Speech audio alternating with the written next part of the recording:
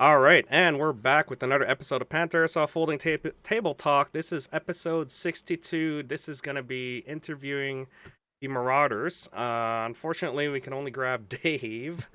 So David Blair is, I guess, you're the de facto leader of, or Yeah, I'm the loudest one. you're the loudest one. All I'm the right. loudest He one. That's is why the spokesperson he's a for the Yeah, Marauders. spokesperson. There you go. they're So they're That thank is why you. they left him out to dry here, yeah, guys. yeah. No, we try to really run it as we're a big group of friends for the foremost part of it. So we really run it as a democracy. When we go do events or we do things, we kind of vote on things, have a Okay. big discussion about it. So we really run it that way. Only reason why I'm the front man in a sense is because half the guys are too grumpy to talk to everybody else sometimes. Oh, So, and I'm one of those personable people. I'll go around and talk to everybody, sort of thing. So when it comes to contracts, negotiations, all that kind of stuff, sponsorships, I'll usually do that because of my line of work. I'm in sales, so my so line of work, I negotiate contracts for multi-million-dollar companies well, at you times. sold us So, well on that first part, my dude. yeah.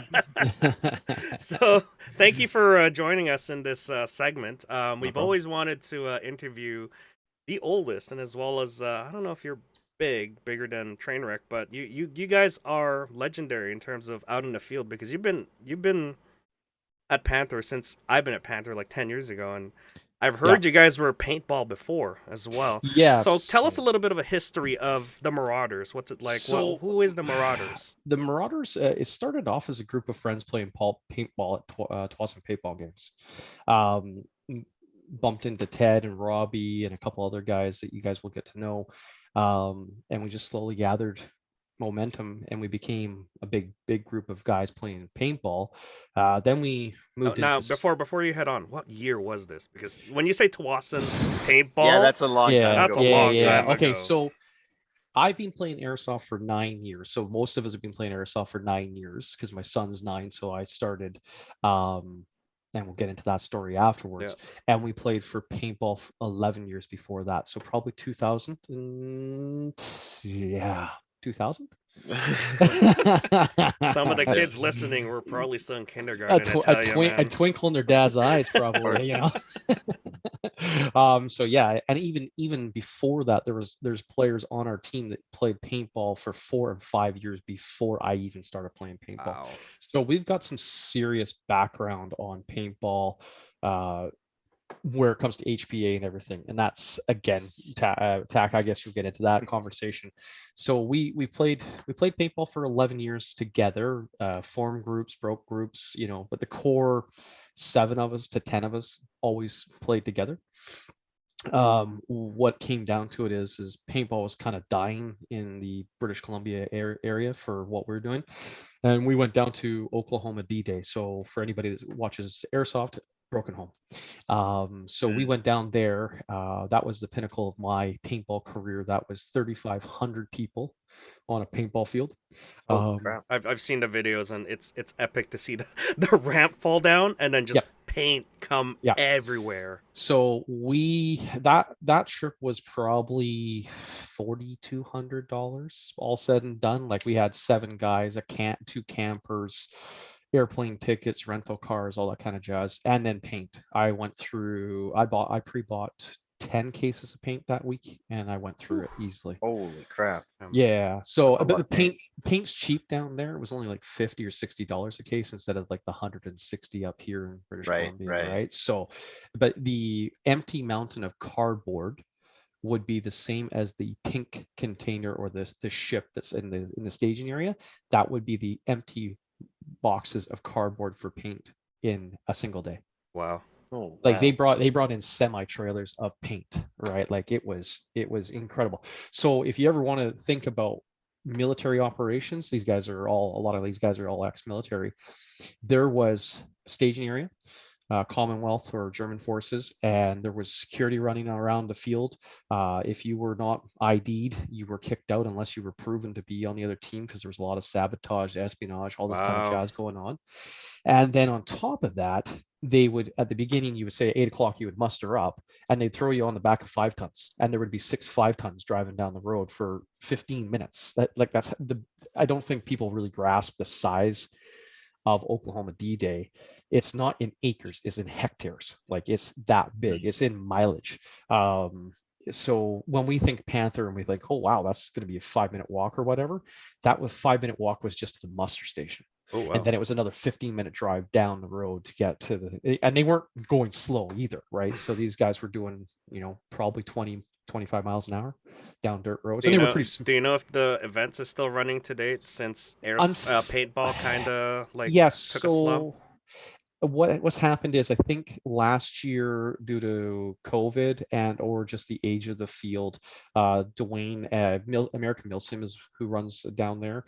They all announced that it was their last official time going down there, which is a shame because it was an epic field. And as soon as we saw Broken Home, we were like, oh, we got to go back, right? We got to go do this sort of thing. And it was one of those cost of trips was just going to be too much at the time. So, but that was the pinnacle of our paintball career. And we came back that summer and we bumped into ASG Julian. He was playing airsoft at Tawasin, and we'd had previous conversations with him. And we came in, rented a couple guns. Well, let's talk about the bad habits we've picked up since then of buying so many guns and so much merchandise, right? Sort of thing. So it's that's just the start of who we are and what we're all about. So a big group of us started with paint airsoft. A couple guys were reluctant to come on over because So when was that clear definition of going from paintball to airsoft start for you guys? What year? August 2012. 2012. Oh, Wow. okay. Yeah. So when I started playing airsoft, like a year after you guys came in, then that's when I started to notice you guys because I took photos of you guys back in the days. Yep, I still have the photos. Yeah. Well, we were playing at Tawasin paintball games. That got with Julian. That got sold out to some big conglomerate. It was a housing. Delta Force. No. Delta Force took Delta it over. Force? The guys. Yeah. Well, we'll just leave that off the podcast. But they did a side move that wasn't politically nice. But anyways, then we moved over to the other airsoft field that we will not mention for a year, and then but we were starting to come over to Panther because of the size of the fields and well, I know why you guys played at the other field because of the fact that Julian was running games there as well, if I remember correctly, because I played with you guys there as well. So this was the old days of before like the times of Facebook or when Facebook was just starting up with the airsoft stuff. Right, and that's when I discovered all the groups and stuff. So that's when I discovered like, oh yeah, no, I could take my team to this, and then I would see you guys there, and I'd face off with you guys as well. But continue on with the Marauders history here. So that would be 2012 as the start, and then the merger over to Airsoft into Panther probably 2013, 2014, and then from then till now, we've been a steady force on the field.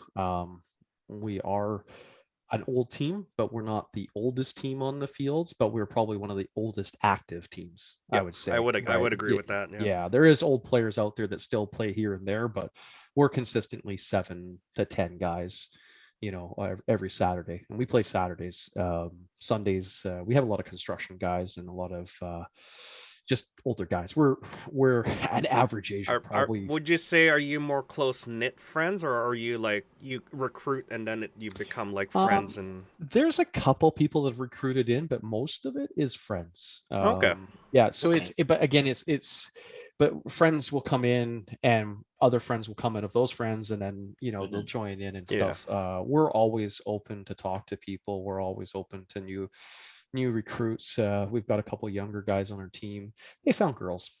They've disappeared. Usual story. Usual story, right? So the younger guys, they try to keep up with the older guys' paychecks. It doesn't work, sort of thing, right? So they all jump in gung ho and they want to get into the big equipment and stuff. And we really pump the brakes on people to really stop that as well. So if you were to approach us, we would more than likely tell you not to do certain things because if you don't have the paycheck or the power to purchase it, there's no point. So I get you. You got to match up with what you guys already have. Affordability, right? You got to keep it affordability. You can have fun playing with a G&G combat machine, you know what I mean? You just have to play a different game. Mhm. or you can run. I think 90% of our team run MTWs. So at the end of the day, to jump in and buy an MTW right away is pretty expensive, right? You're probably It looking is, at yeah. about $2,000 to Wow. set it all up. Yeah. Yeah. So with your team, you basically have a whenever I see you guys out at the field, it's like a big unit cohesion that you have radios to um movement tactics. You guys have it all down like Mhm. to a fine art. Whenever I see you guys out there, like folks out there would be like, "Oh no, it's the Marauders on the other side." It's either Mhm. going to be like, "Yeah, we could take them down," to like, "Oh crap, here they come," or "Here they come from the flanks." You guys usually take the flanks. I know that. Um, yeah, I we always we expect you guys to come out like swamp side or like the other yeah, side, and I'll be like waiting out there and ambushing you guys. yeah, we so That's when the yelling match starts. yeah, yeah. We don't need radios. We are the loudest team on the field. I You'll I know agree. I you'll agree. hear us before you see us. But if you hear us, you know we're coming. That's it, plain and simple. We're not afraid to be loud and proud in the sense of we'll just make it rain BBs and that's it. We use firepower. We're an older team. You gotta think our average age is probably 40, 50, Wow. 48, 50. We do have a couple senior citizens. I'm not going to mention any names, Roger. Stephen, Yeah. you know what I mean? There is a cohesive unit. We have done training in the past. Some of our members are ex-military, but they don't really talk too much about that. But because of the amount of events that we've done through paintball, we were doing 3 to 4 scenarios locally at paintball for 11 years. So we would Wow. do 2 at Tawasin, we would do 2 at Panther, and maybe 1 somewhere else. Some of the guys went down, even down to the States to play the Super Game down in Oregon. So we've got a lot of background in large events. So that's kind of where that comes from.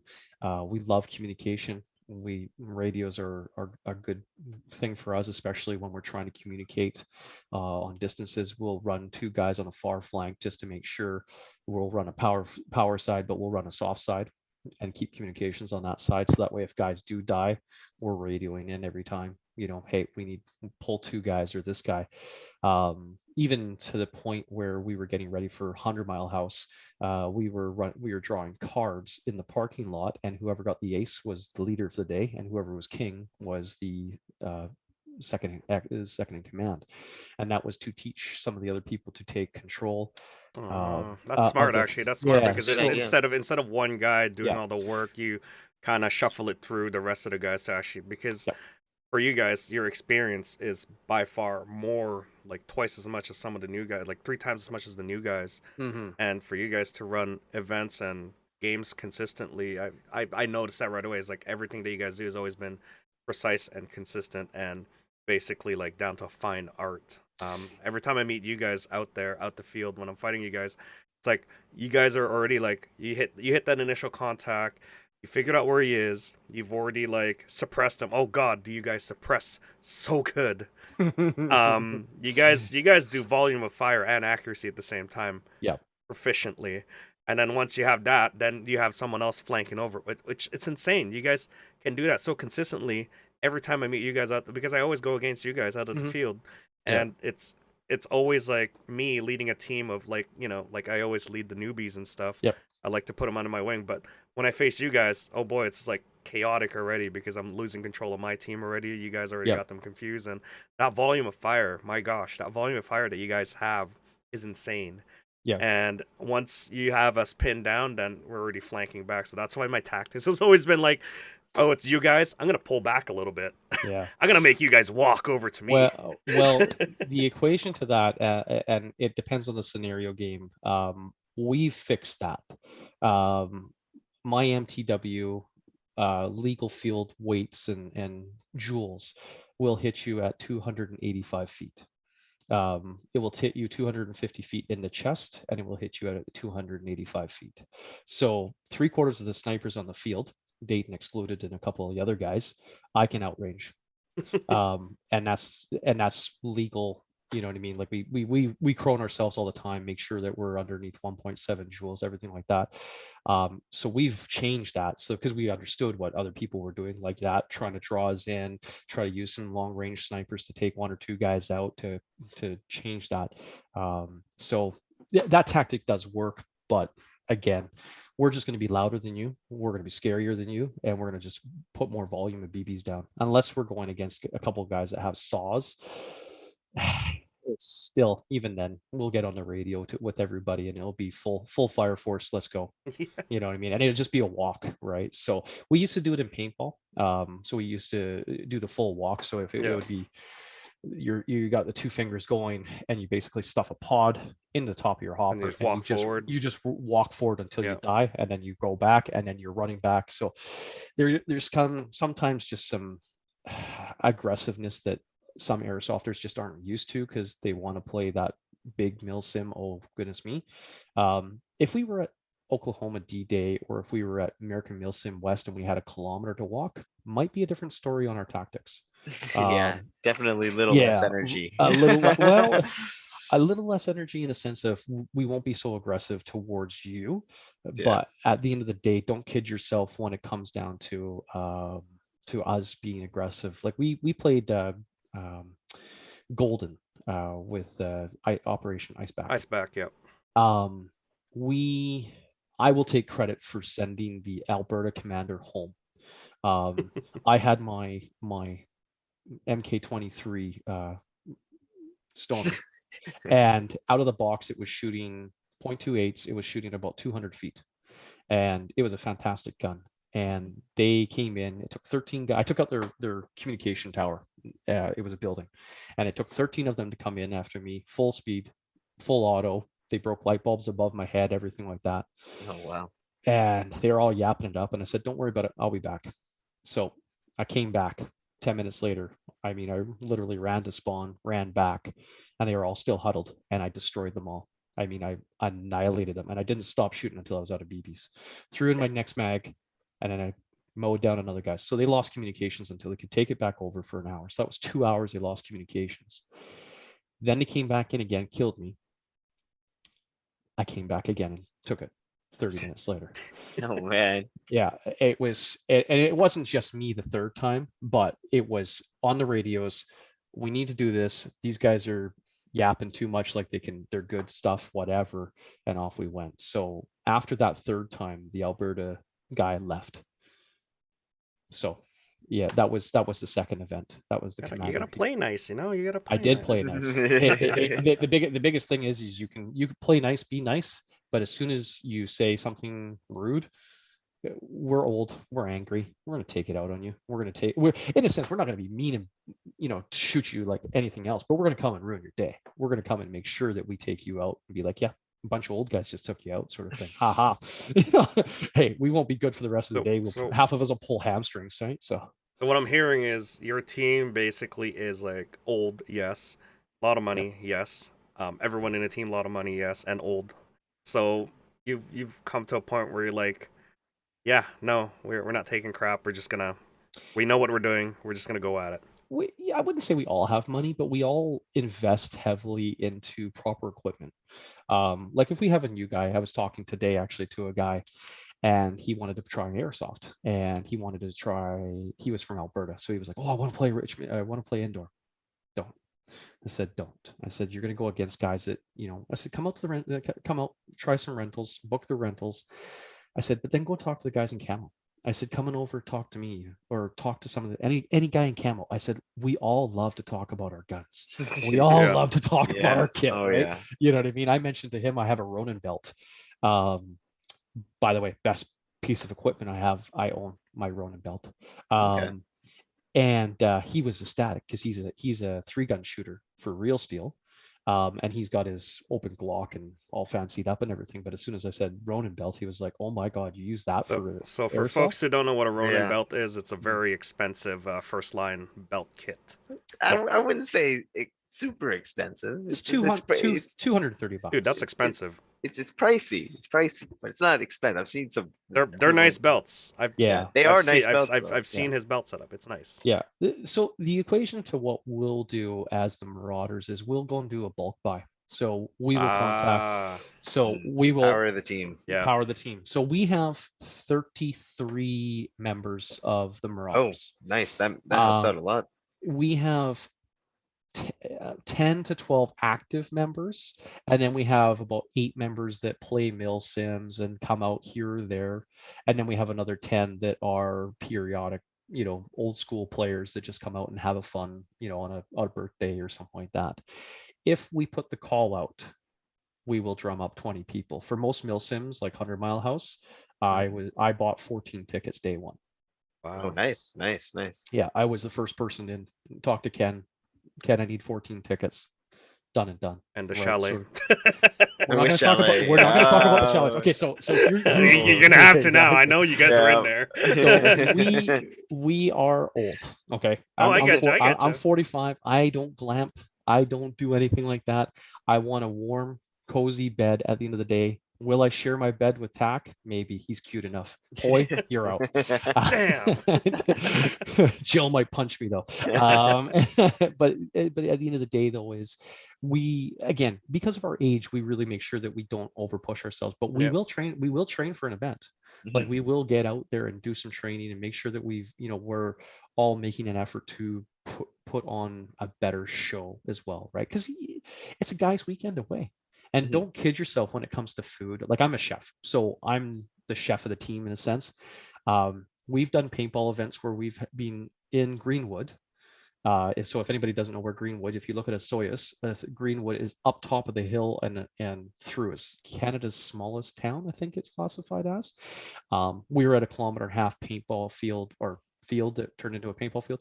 We had Alaskan king crab, steak, mashed potatoes, roast beef, corn on a cob, and that sounds like a good time. And this was all brought up by us. We brought up our own barbecues, burners, everything like that. Everybody else in line was having either meatloaf or chili. Ouch. Yeah. So our commander, of course, we knew him, you know what I mean, and we brought him in and said, hey, by the way, here's some king crab and everything like that. So we eat well, we play well, we have fun. That's the whole point about it, right? It's a guy's weekend out for us, and that's why not a lot of us will probably go to American Mil Sims, because it's not a feat. Like we like the breaks so we can get some sleeps and stuff like that. Camping for 3 days and so you're not. I'm guessing from the description you provided me, you're not into the Mil Sim West sort of idea. I am. Okay. There'll be a very select few on our team. Okay, so the whole team itself is more of like a general have fun sort of Milsim kind of aspect, while there's still some of you guys who are hardcore. That's not the aim of the whole team. No, okay. We're not hardcore by any means, right? We come out, half the guys play for 4 hours on a Saturday morning and leave. You know, I mean, definitely everyone's got day jobs, everyone has a family and stuff like that, and you can tell who has priorities. Exactly. When we all pull up in minivans, right? I think that's the big difference with the other teams. Some of the teams that we've interviewed are much younger. Like Trainwreck would be the biggest. And you have all these teams that are younger, like more exuberant and a lot of energy. And then when we look at you guys, it's like, family, comes first. You guys, this is truly a hobby for you guys because I see you guys, every weekend. And, you guys always bring out like the big, what is it? The big canopies. You're always about comfort. You got to make sure that you guys are comfortable. You're prepared. You got everything. Yeah. That's probably the best way to put it is they are prepared. Well, I bought a trailer. So down on the right-hand side of the field, there's a white trailer. We were going to spray paint that green or put a green canopy on it. And for the front side, we were going to lock that up and make that our personal storage. And the back side was going to be our communications room. Stephen was going to put a radar tower on it. We're going to tow it in with one of the ATVs that we have and stuff like that. We are gadgets. We love gadgets. Like, again, boys with their toys and old men with money in a sense, right? We don't have a lot of night vision, so we really stay away from the night vision. But we have a lot of fun You know what I mean? Mhm. We just try to enjoy ourselves, right? At the end of the day, um, and we've learned lessons through the years. Like we've lost teammates, we've lost groups of people, and everything like that. So we've learned from those mistakes, and everybody, when they have teams for 20 years, will go through that growing pain, right? Especially when there's alpha males playing an alpha male sport. You're always going to have people collide and everything like that. And that's, at the end of the day, we've learned our lessons. You know what I mean? We still have friendships from people that have left. Um, at the end of the day, we don't hold no grudges. There's no point. Life is too short, right? Mhm. So, So your team has gone through a lot of growing pains over the we've years, and we've gone through a lot. Yep. Yeah. okay, When we first started Airsoft, we were probably 20 people, and then we did a massive split that dropped us, and then we did a remerger with a bunch of old guys that hadn't played in a while, brought our numbers back up, and from there we were just, we're we're a solid core of 10 guys that love to play. And what we've done also as well is you'll see us run with Rangers and aces and eights. so So is that what I guess I'll get into this question is what's the yep, deal with JTF? Like yep. So I that's keep hearing that. this term JTF. What is the meaning of it, and So what are the joint. teams incorporated with it? So what it is we didn't want to patch over anybody in a sense because everybody likes their own individuality. But what we came to realize is that we weren't the biggest team on the field if some guys didn't show up. So what we decided to do was join radios and join forces because we usually play with each other on events, or we try to as much as possible. So what we did was we formed a JTF. It's just a private Facebook site, and basically it's aces and eights, the old school Rangers and Marauders. And so what it is, hey, who's playing Saturday? Who's playing Sunday?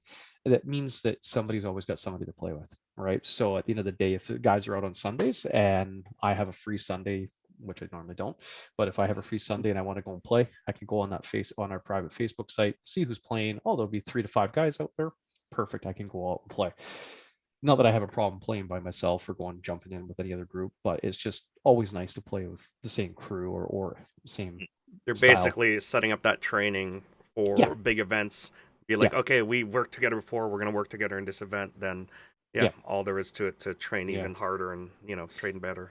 yeah, exactly. And again, those every one of those teams, aces and Rangers, they all come with their own different aspects and thoughts and everything like that.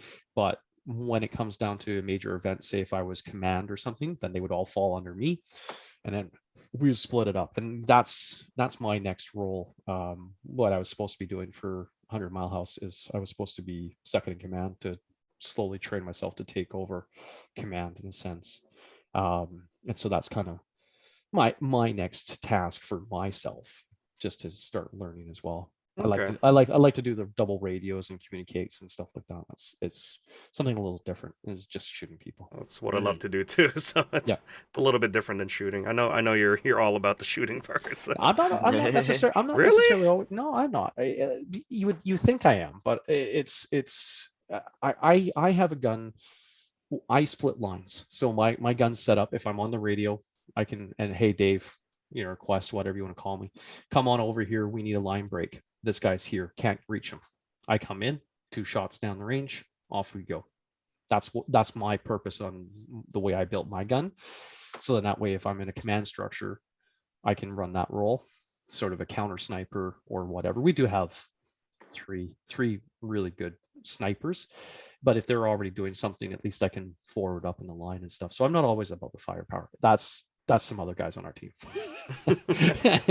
They're Call of Duty guys, right? They are all You about the always got that kill. one cannon fodder, or a few of Yeah. them. Yeah, Yeah. yeah, they're all about First the in. yeah. Well, not necessarily even first in. It's just a matter of how many kills for the day or this or that.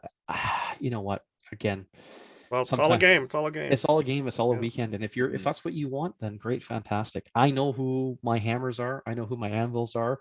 I know who I can trust on command. I know who I can trust on radios. I know who I can tell to go and sneak and peek and come back to me 30 minutes from now and tell me where poi is, and they'll tell me. You know what I mean? So it's It's Yeah. No, I Like agree. it, It's a stark difference between my commanding roles because whenever I command, it's always that's why I always go with the call sign Misfit because yeah. of the fact that I always get new people. I like taking in the new people. I like taking in all the folks that never played a milsim before and put them under my wing and teach them how to Yeah. work a milsim.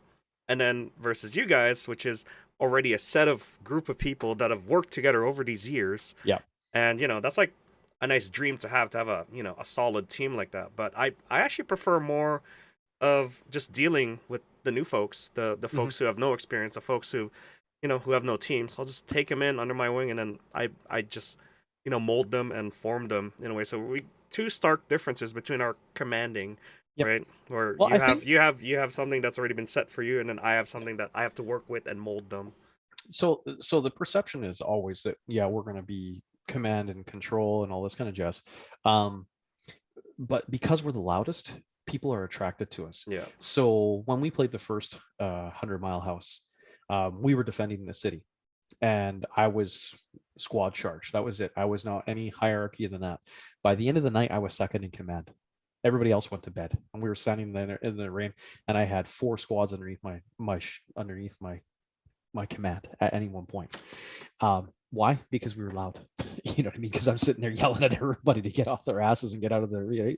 But again, we'll take on the new guys. We'll merge in with the new guys as well. We want to, like everybody in the industry, we want to create a cohesive unit in a sense of we want people to come back and enjoy because they are the future. They are what we need on our team is some youth to run so that way they can get to points which we can't get to. If we do, we're either pulling a hamstring or we're or we're coming up lame. You know what I mean? Like, I you won't know, lie, the kids do run real fast. It Yeah. makes me exactly. question myself sometimes when Uh, they get to certain spots. we were playing City last week, and I was at Grandma's house, which is now knocked over. I don't know if that's UTAC or whoever. Um, That's Matt from Airsoft Amigos. We knocked it down for one of a film segment. Oh, okay. So we were there and we're ready to go. And by the time they called 3, 2, 1, I hit the stool, the stools down at the bottom. Yeah, I was yeah. there, Yeah. and guys were running past me into the swamp, past the swamp. And I questioned that, you know what I mean, in a sense, because it was like, wow, that's a little too fast, especially for a little bit of a wet terrain sort of thing. But hey, then I kind of questioned myself. So we just shot them out. Next game, we made sure they didn't get past us. They learned their Start lesson. pre-firing. Yeah, exactly, right. So you know, but anyways, it's yeah. So we do need some youth in our group, but we are. I jokingly say we're go team dinosaur, right? Because we're an old group of guys, right? So once in a while, I'll be on the radio, go team dinosaur, good job, sort of thing. It's a good motivator, I guess. Yeah, well, but it's one of those things, especially like if you've come off a loss or you're fogging up or, one of those stupid things, you're just having a bad day. You got to make those jokes over the radios, Yeah. right? Like and because we have usually anywhere from 7 to 15 guys on radios, like that radio chatter can just go ham real quick, right? Like it's like running a Discord and running Call of Duty, I mean, like So, forget it, right? so I want to ask you this. I'm just looping back to the Yep. leadership part.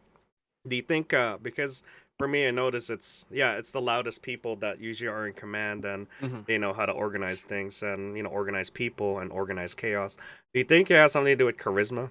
Is that something to Yeah. do with it? Because Yeah, for me it I'm charismatic because I'll go out there and lead, yell at people and mhm. tell them to do this, do that, right? It's for you is the same thing. Yeah. Well, again, I'm in sales, so I can Yeah. sell snow to a snowman. I mean, like you need that snow, buy it. Oh, you sold me. I'm going. All right, Yeah, exactly. buy Yeah, it. I'll add it to Take my my shoulder. money. Yeah, no, it's always been my nature to talk to people. It's always been my nature to get to know the other teams, good, bad, or indifferent. Right? We want to know what do they say? Keep your enemies closer. Yeah. Right? So keep them closer to you than anything else. Right? So we know people that don't know us or know, you know what I mean? We know about most people on the field. I'll ask people behind the scenes, hey, who's that? What are they all about? Yeah, okay, great, thanks. I'll go and ask another guy, hey, who's that guy wearing that kilt there? Yeah. What's he sniping with? Oh, yeah, what's he got? We'll always ask those questions. It might just be random. Hey, Tack, what's that guy? What's he doing? Is he fixing his gun? Yeah, what's wrong with his gun? And it's only because he shot me out with it. I want to know what he shot me with, right? And again, it's those things. But again, because we're a group that's always, we try to be as jolly as possible. We always try to be goofing around and talking and stuff like that. So we attract attention. You know what I mean? Most of us are over 6 foot, I mean, or 6 foot and over and bigger guys. So, we also have that intimidation factor, but we have a lot of kids. Like I was leading a whole bunch of kids on a birthday party a couple weeks ago, and they were fogging up a little bit, so I gave them my fan to breathe, and then I let the birthday boy just go ham. I'm like, fire that tree there. And he's like, but my gun doesn't hit that. I'm like, you're not using your gun, you're using mine. And that kid is going to be playing airsoft for the rest of his life. He's going to be talking about this guy that was on the airsoft field, letting him shoot this huge gun for 30 seconds and blasting a whole mag out there and everything like that. That's what it's all about. Because I got a 9-year-old, I mean, in 3 years, I want my son out in the field with all of us. And I don't want him abused or shot up because he's, Quest dad and let's get him. Let's make sure he has a terrible time. And that's not the whole point. The whole point is to build the industry, right? Panther's around because of the movies. It really helps us out. But at the same time, we want to build it and continue to build it because it's whatever. But yeah, being charismatic, yes, it does help for the leadership. And I agree as well. So yeah. I'm the same way. So we've faced so many times against each other on the field. What are some memorable moments for you and me? Because I've had a few when Julian was running the old games back then, the old Milsons back then, where I accidentally led the team into your guys' spawn. That was hilarious because it was all the way at the back of what is it, Swamp Base or something like that? Yep. Yeah, and then I was like, oh, I'm smart. I'm going to take my team, go to Swamp Base 2 and set it up. But, it's back then when Julian didn't realize that, oh, two people think alike and we're going to set up the same base. And then the game starts and then we get like, oh, crap. Yeah, there's been a couple times. I think the most memorable one for me, Poi, was the Kodiak event when you were the mayor. Oh my gosh, I forgot about that. Yeah. No, we should not talk about that event. There are So some NATO things war that... crimes. Let's talk about this. Yeah, attack. Yeah. Mr. Oh, no. Rogue. Yeah. No. Yeah, no, it was fun because I know you guys were in the town somewhere. I just couldn't find you. Oh, we were all over the town, dude. Like there was a kill order at 3:00 in the morning. There was a kill order. I had you on the deck. Your attitude was everything towards, if it was negative, you were getting dropped within 3 seconds. Because I actually and again, it all depends on where I have my radios or whatever, but I also have a finger button, and I'll live it. So that way, and it'll just be a call sign, and that kill shot will come in. So if you think that we're a bunch of old guys that don't think, we have the toys, we have the firepower, but we also watch way too many sci-fi movies and way too many wars. So when it's like, if I say Poi twice, that's kill him. Hey, Poi, done. There you go. Drop dead on the deck. I'll just drop with you, whatever. So we had a kill order on you because we weren't trusting you. NATO wasn't trusting you or whatever. So we actually had 2 snipers out. I was at the door, and your response was perfect in the sense that I believed you at the time, but that was the time that we were stealing your wife and taking her out of camp. Yeah. So we were distracting as well as possibly doing a kill order at the same time. If we could not evacuate your wife, we understood that you were dangerous or whatever and would possibly kill her and your child. And we turned around and had the 2 snipers set up within 80 feet of you to kill. Now, did you guys, I don't know if you saw that part where I was able to, my villagers were basically like, they're all 100% with me. There was only a few of them that were against me, and some of them were spies. We did capture one of the spies. Yep. Did you see what I did with that spy? I think you executed. Yes, I did. Yeah. Because that's when we came in. So like Craig Wisdom, who used to be a Marauder, who then switched over to go to whatever they call themselves. Omega Ops, yeah. Omega Ops. He was looking for me in the church when you guys were getting married or whatever the assembly was.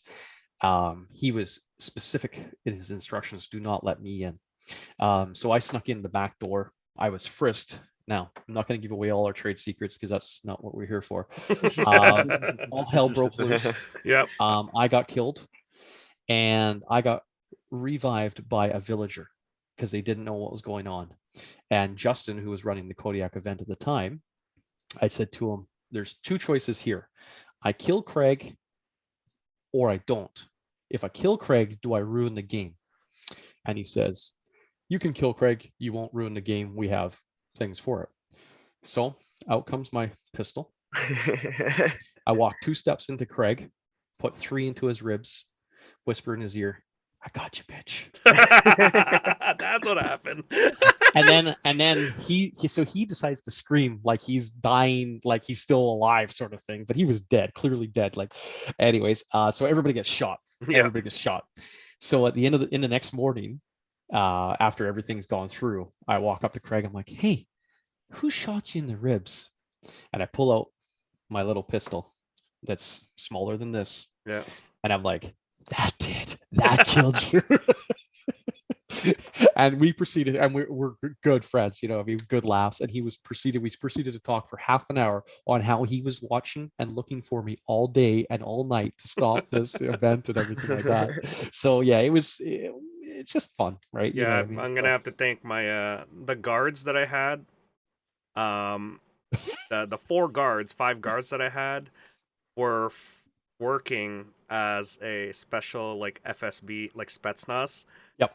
So they were undercover Spetsnaz basically. So they weren't their the card that they got, like their citizenship is actually Russian. They're not citizens of my like Panther town. Yeah. And so they protected me the entire night. So that's why I was like, when we had that church thing. Yep. Yeah. No, they let me in. Yeah.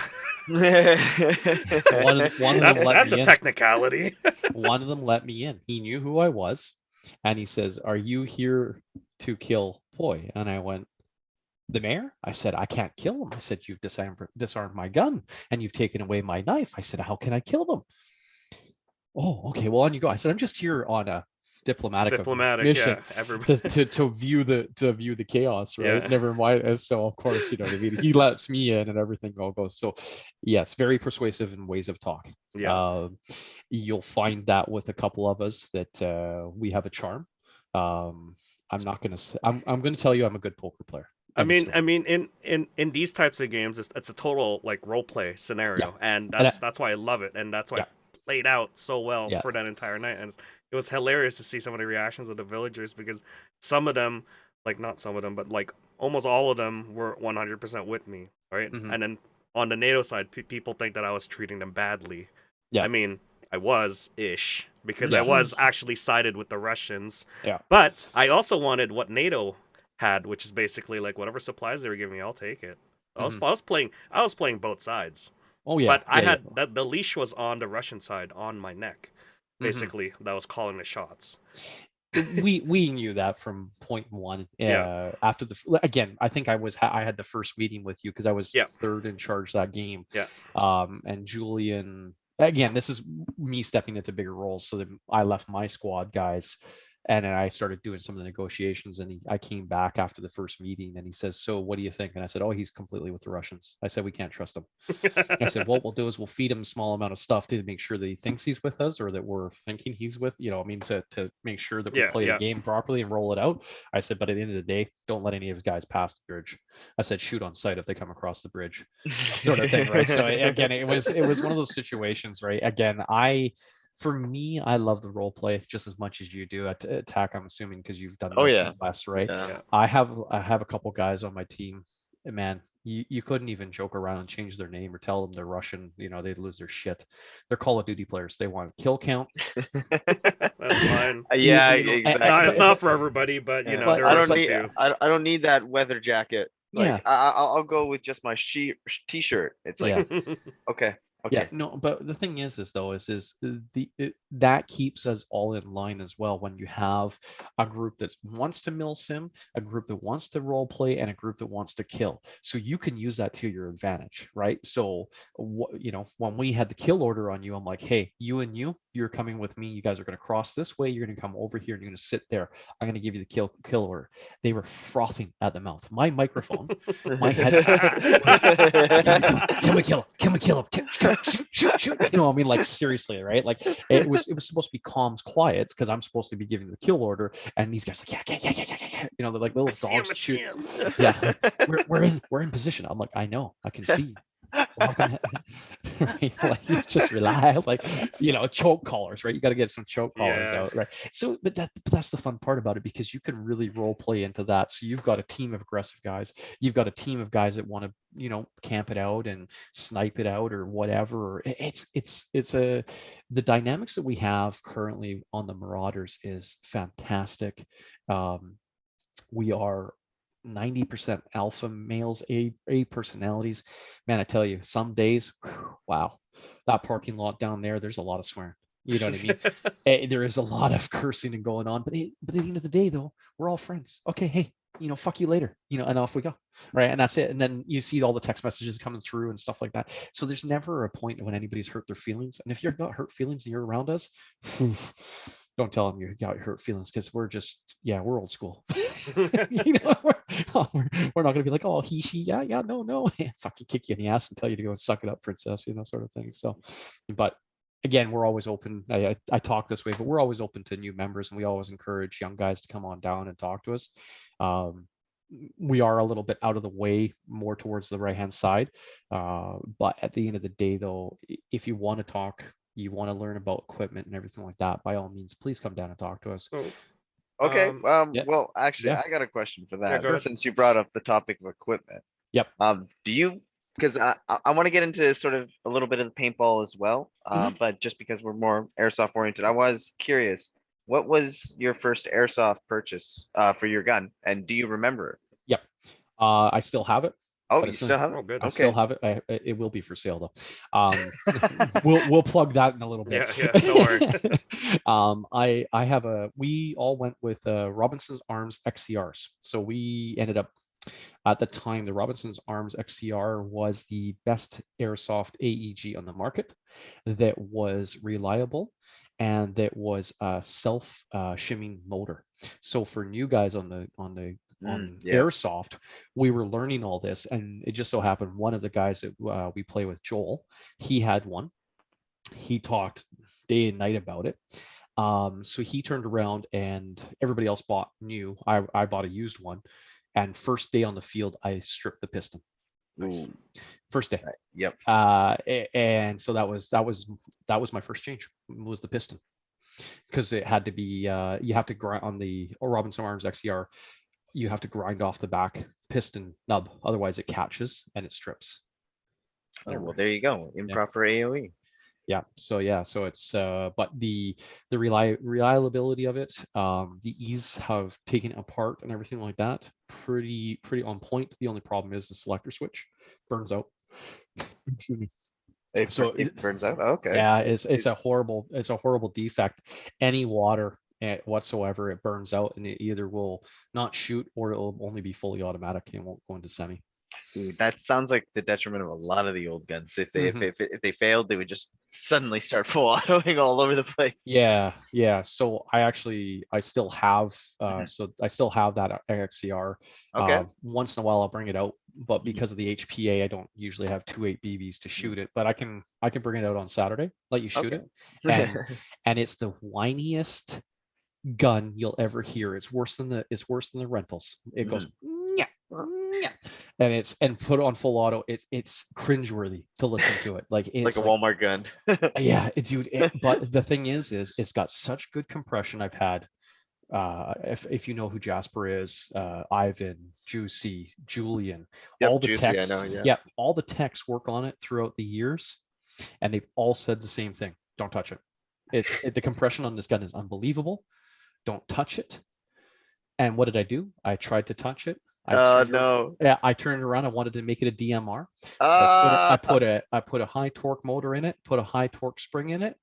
Lasted 2 weeks till I blew it up. And I mean, I Oh, blew the out of it. Like yeah. it was gone. Like gears, torques, like everything. Had to replace it all, put it back down to stock. And like I said, like honestly, I should take a video of it. But I Oh kid my you not, gosh, eh? it is just it's one of those ones that you cringe when you hear it, but you're like, wow, this thing shoots. You know what I mean? So that was my first gun. And then we went to, so as a group, so again, we do the power of people. Mhm. So you'll find us that we follow a group pattern. So we're mostly all M4 based except for Steven, Russian trader. He seems to like all kinds of guns. Yeah, listen. He's been on your podcast a couple times. We don't need to get into the conversations about how many silly guns he has, his APR or whatever that is. But so we were mostly M4 platforms. The majority of the guys try to shoot the same weight of BBs, so we always have a buddy mag or a belt mag. Good Right? idea. Yep. Yeah, So we that makes always run. sense, yeah. Yep. And it's sort of the paintball days as well, sort of thing too, right? So we always used to have that one pod that you could barely reach or whatever, but that was kind of for the guy behind you if you really needed somebody, he could tap you, grab a pod, replace it, right? Sort of thing. Buddy mags. So most of the guys shoot 3.2s. Mhm. And then there's a couple of us that shoot heavier weights and stuff, right? So, Isn't but I there a shortage on 3.2s right now, of what I heard? hope not.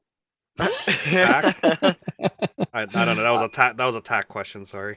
Oh, it's just that any heavyweights have gone up in price quite a bit Oh, just okay. because of That's the what it shipping is. Yeah. costs related to everything coming from China and I all I that shoot other stuff. I So shoot 4.3s, and they're $44 a bag, yeah, if yeah. not more. I think it's more than that, isn't They're it? if I remember, they're right now they're a little more, which Yeah, is kind of sad because everyone always thinks that, hey, I'm buying a bag of BBs, I'm gonna get 5,000. It's like actually you're buying a kilogram. yeah. You're buying a kilo. Buy a kilo of 4.3s and go. I So only have 2,000. What? yeah, I don't even have 2,000 out of a bag of 4.3s, Yeah. but I only run 3 mags a Mhm. weekend. Depends on Okay. the All right. So that's not bad. Are yeah. you rocking the PTS Odin mags, or are you rocking the Uh, older PTS mags? no, I got away from the PTS mags. Mhm. I went to an older version of a mag. I can't remember. But and I take my BBs out every night. You know what I mean? So Yep. if anybody's listening and you're new to airsoft, one, take your batteries out of your guns, and two, take your BBs out of your mags. Everything else can stink, but I mean, those are the two biggest things. Take Um, care of your equipment. take Yeah. care Yeah. of your equipment, exactly. But I'm now having some feeding issues with some of my mags because they're cheaper versions. Mhm. And I will not mention what they are because they work well for 3.2s, but because of the weight of the 4.3s, that's on my own. That's not Oh, okay. right. That So makes That's so sense. not. Yeah. when you have 200 rounds in a mag and they're Yep. 4.3s, they're They're really got a heavy. lot. Yeah. They've got a Yeah. lot of pressure. Yeah. So I will be going to the PTS mags shortly Okay. because I All right. got a couple other buddies that run them with some heavier weights and they don't have any issues. So, Are you thinking but about rocking the shorties just because of the fact that they still have a really high round count? Or are you thinking about going with the full 250 plus? see. Here's a good conversation, right? Because I think all airsoft for milsim should Mhm. not be over 200. And I agree I with agree that. with Yeah, that. Yeah. I think the 180 to 200 mark is fair. Mhm. After that, you're starting to get into high caps. I mean, you may as well just have the zippers out there. Yeah. I mean, like let's go and play speed soft in Taiwan, sort of thing. Like, Yeah. so I really, not that I don't have them. I have the ones that shoot 200 or have 200 or 220. Um, but I think you get away from that whole little bit of mil sim. Mhm. On the rental fields, I don't care what you use. I mean, you want to lay down 6,000 rounds, you know what I mean? Do it. That's fine. But on a mil sim, I like what mil sim West does. You got limited ammo per Yeah. people. They So they they only have issued ammo to yeah, begin issued with. ammo. Yeah. So and I like that. I think, and we can get into this conversation a little later for British Columbia. But I think we've got so many renters and rental attitudes that we couldn't get away with that at a sim here in British Columbia at this time. unless it was a hardcore group of people. You know what I mean? Like, Yeah, I think we had this discussion with Julian before hmm in hmm regards to planning events yep, because of the fact that if you want to run a Milsim West style event here, you would have to, provide ammo, hmm and not everybody shoots the same weight. That's the problem, right? hmm So but Milsim West tells you to Milsim suck it West, up. yeah, Yeah, they Milsim tell West you does two it, fives or three and twos, yeah, 2 5s and three and twos, and that's it. If you don't Yep. want to play the event, don't play the event. We can't do that here. We can't segment our hmm community because then we you got a have much too smaller little. event if you're trying to Yeah. reach that 100 plus people event, right? Yep. Like Yep. what Crossfire does. You get 200, 300 people, no problem.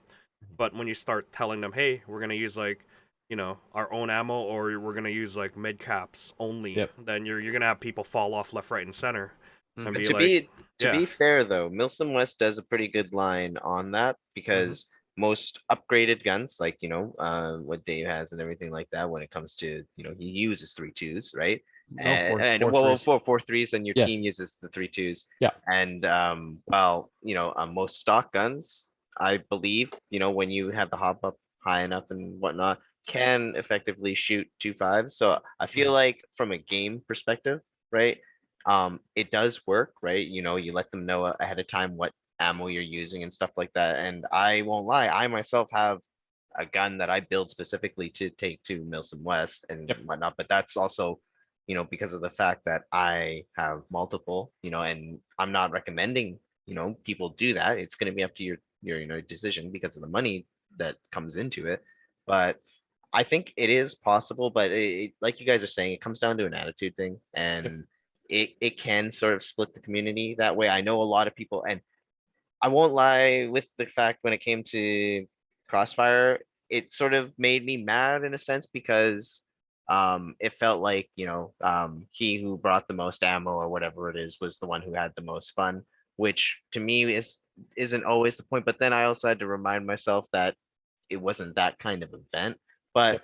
you would kind of hope that they would be some sort of cap just because like you're saying, right? Like it does change the game because it's why Poi runs his GBB games. Yep. You instead of laying suppressive fire for 100 rounds down, the kill lane, you can only do two or three, and you gotta hide and hmm try and take the low cover. So Yeah. Yeah. it's definitely a good point. Yeah, so I think one of those things that and I've had lots of conversations with the Mega Ops, very close with those guys, as most of them used to be with the Marauders, and or we've run so many events with them. yep, Um, that British Columbia has a lot of tier two guys that are willing to play 12-hour days, but Yeah. they need their nap time. Hmm. You know what I mean? Hmm. There's Very true. those tier ones that have the night vision, but they don't even play full nights. You know what I Mm, mean? They're out there That for a couple hours, destroy the tier twos or the tier threes, mhm. send them home packing, and then they're bored. Or they're not even there for the morning. Yeah. Like that's something that I noticed when I went to some of the events I've been to. hmm They'll literally sit in base and sit on their ass, hmm wait until it's dusk or whatever it is, and then they go out and say, depending on the event and the time of the year, you're only out for so long. Yep. There's more daylight than there is nighttime. Yep. Yeah, we've run into a couple situations with that. So up in Golden, when we played Ice Back, we had that same problem. Now that's a kilometer and a half field long by almost a kilometer wide, and it's a beautiful field, open quarries, bush, rivers on either side, big train yard, everything like that. But again, tier one was supposed to sleep on the field. They were supposed to have different camps. They were supposed to do a whole bunch of different missions. Mhm. I was there year two and three. Year one and two, they were nonchalant. There was only say seven each side, and that was it. Well, you got seven guys on nearly a square kilometer. They ain't gonna find each other, sort of thing, right? Not at all. And because it's not an event where you have to sleep with goggles on, they couldn't go into camps, all this kind of jazz. So it kind of nullified them to a Mhm. certain extent. Um, but then there is the guys that really want to be tier ones. There's just not enough, and that's the thing. There's just not enough hardcore, and I think what it is because one, there hasn't been an objective for tier ones at that level, like really mm, good objectives. Very true. Um, It's mostly sneak peek. Oh, go and steal this map off this guy. It's very important. No, it's not, because when the guys wake up and they've got 13 200 round mags on them, they're just going to shoot down the fucking tree in front of you. Yep. They're gonna, they're gonna saw it down. So like, I mean, that's kind of where that kind of hits. So when I talk to Omega, in regards to the tier twos and timelines, I was like, just shut it down at 2 o'clock in the morning. Run the tier ones from 11 o'clock till 2 o'clock. And then that way everybody gets a good sleep. Nobody's cranky. Everybody's got a good mission. Run the tier ones from 5 o'clock till 7 o'clock in the morning or whatever to get the game started, and then get everybody out of bed. Blow an air horn at everybody, sort of thing. Wake up all these tier two, tier three guys that want to sleep in. I'm not going to call out Team Trigger for this at all, but they were sleeping in till 10 and 11, and we were driving past honking horns, and they weren't moving. So, That reminds me of you were there for Op Red Dawn. Yep. Yeah, Yep. and that was my first experience in a full mil sim, and for me, when you guys were stepping off the field at 11, we were taking that shift from 12 to 6. Yeah. That's when like all of those like tier 1, like pretend tier 1 guys with night visions and stuff, they were there demolishing the entire team. I don't know what happened to you guys once you left the field, but you gave us a debrief that like all like it was just a chaos on the other team, where they were just going around because they have night capabilities. Yeah. So we stepped in the field without night capabilities other than one person, and they spent the entire time just dominating the entire field, taking areas, whatever. They were just they really had no objective. They were just causing a muck. Because they had the advantage at night. With So it sounds with like the they played the ATV roadblock going well. around. Yeah, they're just going around. Just looking for fights. But when that 2 to 3 o'clock hits, right, and then my team is basically like, we've just hunkered down. We knew that we weren't gonna win. We were just gonna protect one area. Command can only give us so much because they were stuck at the fire hall. Yep. That was Omega Ops's Scott and Scott and those guys. They're like, Yep. can't do much. They have the entire fire hall surrounded. Don't come near us because you're just gonna get attacked. Hunker down. Wait for them to get tired. Exactly that. Scott knew what he was talking about. 2 to 3 o'clock, dead. 4 Yep. o'clock, we started like making our small movements. 5 o'clock, the sun was coming out. We could see stuff. We started taking back ground. Yep. And in that morning, like we and were by taking. and by 7 o'clock, I was standing in their spawn, and they were all still sleeping. Yeah, and then that's when Yeah. you guys stepped in again after your rest, right? Yep. And then we were like half dead because we were getting attacked at night. We didn't know what was Yeah. going on. Like, again, first Milsim with me, Dayton, and all these other guys, and yeah, it's just Yeah, chaotic. We were all in a sleep because Scott had run a bunch of Milsim West, Yeah. and he put us all on a sleep schedule. Yeah, which is good for command, because that's you organize your team, and you got to organize your rest schedules, and who's up.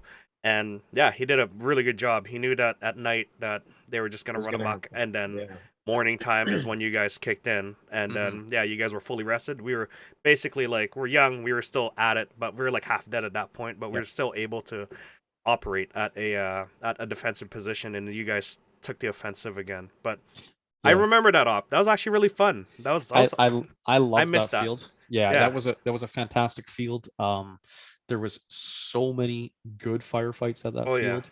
I was in the middle courtyard when the organizers of the organizers came through on the ATV, and they ran 4 saws with tracer units. Yep. I'm in behind an oak tree. I'm a pretty broad guy. This tree was broader than me, or wider than me. Thank fuck for that. And I kid you not, there was no flashlights on around me, but it was BBs that were just keeping it glowing. Like, it was like fireflies all over the place. It was incredible. And it was one of those times I was just like, I'm glad there's a tree here, but I'm going to piddle myself if they keep on shooting at it. Because now I know what it feels like going after the Marauders shooting at you, sort of thing, right? Like, it was just like, oh, this is scary, sort of thing, right? Now you know how I feel. Yeah, now I know how everybody else feels on the opposite end. But it was intense. It was, it was one of those things where, again, Gen 3 night vision overtook the game. I'll tell you this. I had that MK23 saw. and there wasn't one of those guys that didn't say ouch at least once or 10 times. But apparently they were zombies or couldn't die or something like that. So I just kept on shooting until somebody yelled at me. And I focused on the driver because I knew who the driver was. Name will never be spoken again in this field. Nope, Uh, let's not mention the name there. yeah, but yeah. So, Oh anyways, gosh, I think I know who it is. Yeah, Yeah. we don't want to we don't want to open that can of worms. But up So- Red Dawn, the entire map, the field, epic. The entire time we were there, we stepped in. I was working with you guys. I Yep. remember when you guys were out there, way beyond the school, beyond that old house that was on the north side. Yep. I remember just moving over there, sending out radio commands because I had Dayton on top of the tower, Yep. and he was Yep. signaling me stuff. And then I was relaying back to command on, I think it was Craig that was in charge for that day. Yep, Before we did that night shift. Yeah, it was just it was beautiful because, it's just like perfect line of communication. People who were playing on that Friday basically gone in the morning. We took over the map in the morning. We knew that like we would take it because like what is it? Craig went in there and took one of their maps or something the night before or something like we that. did, And then the commander quit or something like that. Yeah, we did a podcast on that with Craig and it was hilarious. Yeah. Yeah. We were in their spawn at 7:30 after we took over for you guys. Yeah. So again, clout. We have some clout. We just walk the walk. We walk straight up. We're getting tagged. Once in a while you'll just do it anyways. So we're looking for fodder. We're looking for firefights. Well, you're only running 200 meters behind you to go back into the fight. So, okay, I'll walk up, I'll get shot. You guys watch where I get shot, and then we'll get into it, right? Sort of thing. I kid you not. I walked straight down Main Street, all the way down. And we're sitting there, and we're like, all these medical water bottles, tables, chairs. I literally, kid you not, we were sitting on their table and chairs. Too bad, of course, we didn't have camera phones or videos. Man, that or would anything have like been so good. I think that was after the commander quit, and then that's when Craig did that, he basically like he was done. And then after that, you guys just walked in. You're like, "What the hell? All right, we're gonna take this." Yeah. So we moved their water. We didn't take it because we knew. Again, there's sort of etiquette. Yeah. For mil sims, and we knew that if we took their water, that would be the end of them. If we did this, so we kind of just ruffled up their stuff, and that was it, sort of thing, and moved their water to the other side of the thing, and moved their table and whatever, kind of just kind of made it look like. But guys were trying to walk in, so again, they're walking in from an open field to their spawn, and they're getting shot, and they were losing their shit, right? So we backed off to allow them to get into the game, and we're like, hey, and I stopped shooting and went out and talked to one of the guys and said, hey man, you might want to go wake up your guys. I'm like, because there's 100 of us waiting to pounce on you. And he looked at me and I'm like, see behind me, there's 15 of us, and we're hungry and thirsty for blood. Right. So, and that was, we were all running Crytex at the time. So we were running two MK23s, saws, and we were running the Crytex as well. So again, firepower, right? You got myself and Ted with two stoners on top of our shoulders. I was in the school because I could be with semi-automatic and a 1,000-watt flashlight shooting down the hallway. And the guy's like, turn the flash, because I wasn't shooting on. Were you there at that night on that Friday when we had that school firefight? Yeah. Oh, that was intense. We got stabbed from the guy. Okay, so 4 of my guys got stabbed from behind because the guy went through the roof. So he crawled up. Yeah, he crawled up through the roof and jumped in. I had problems. I was trying to load my box mag or something. I had an issue. I had my red light on. So I'm looking in the bathroom. My back's turned. So again, trying not to light up anything like that. And all of a sudden I hear hit.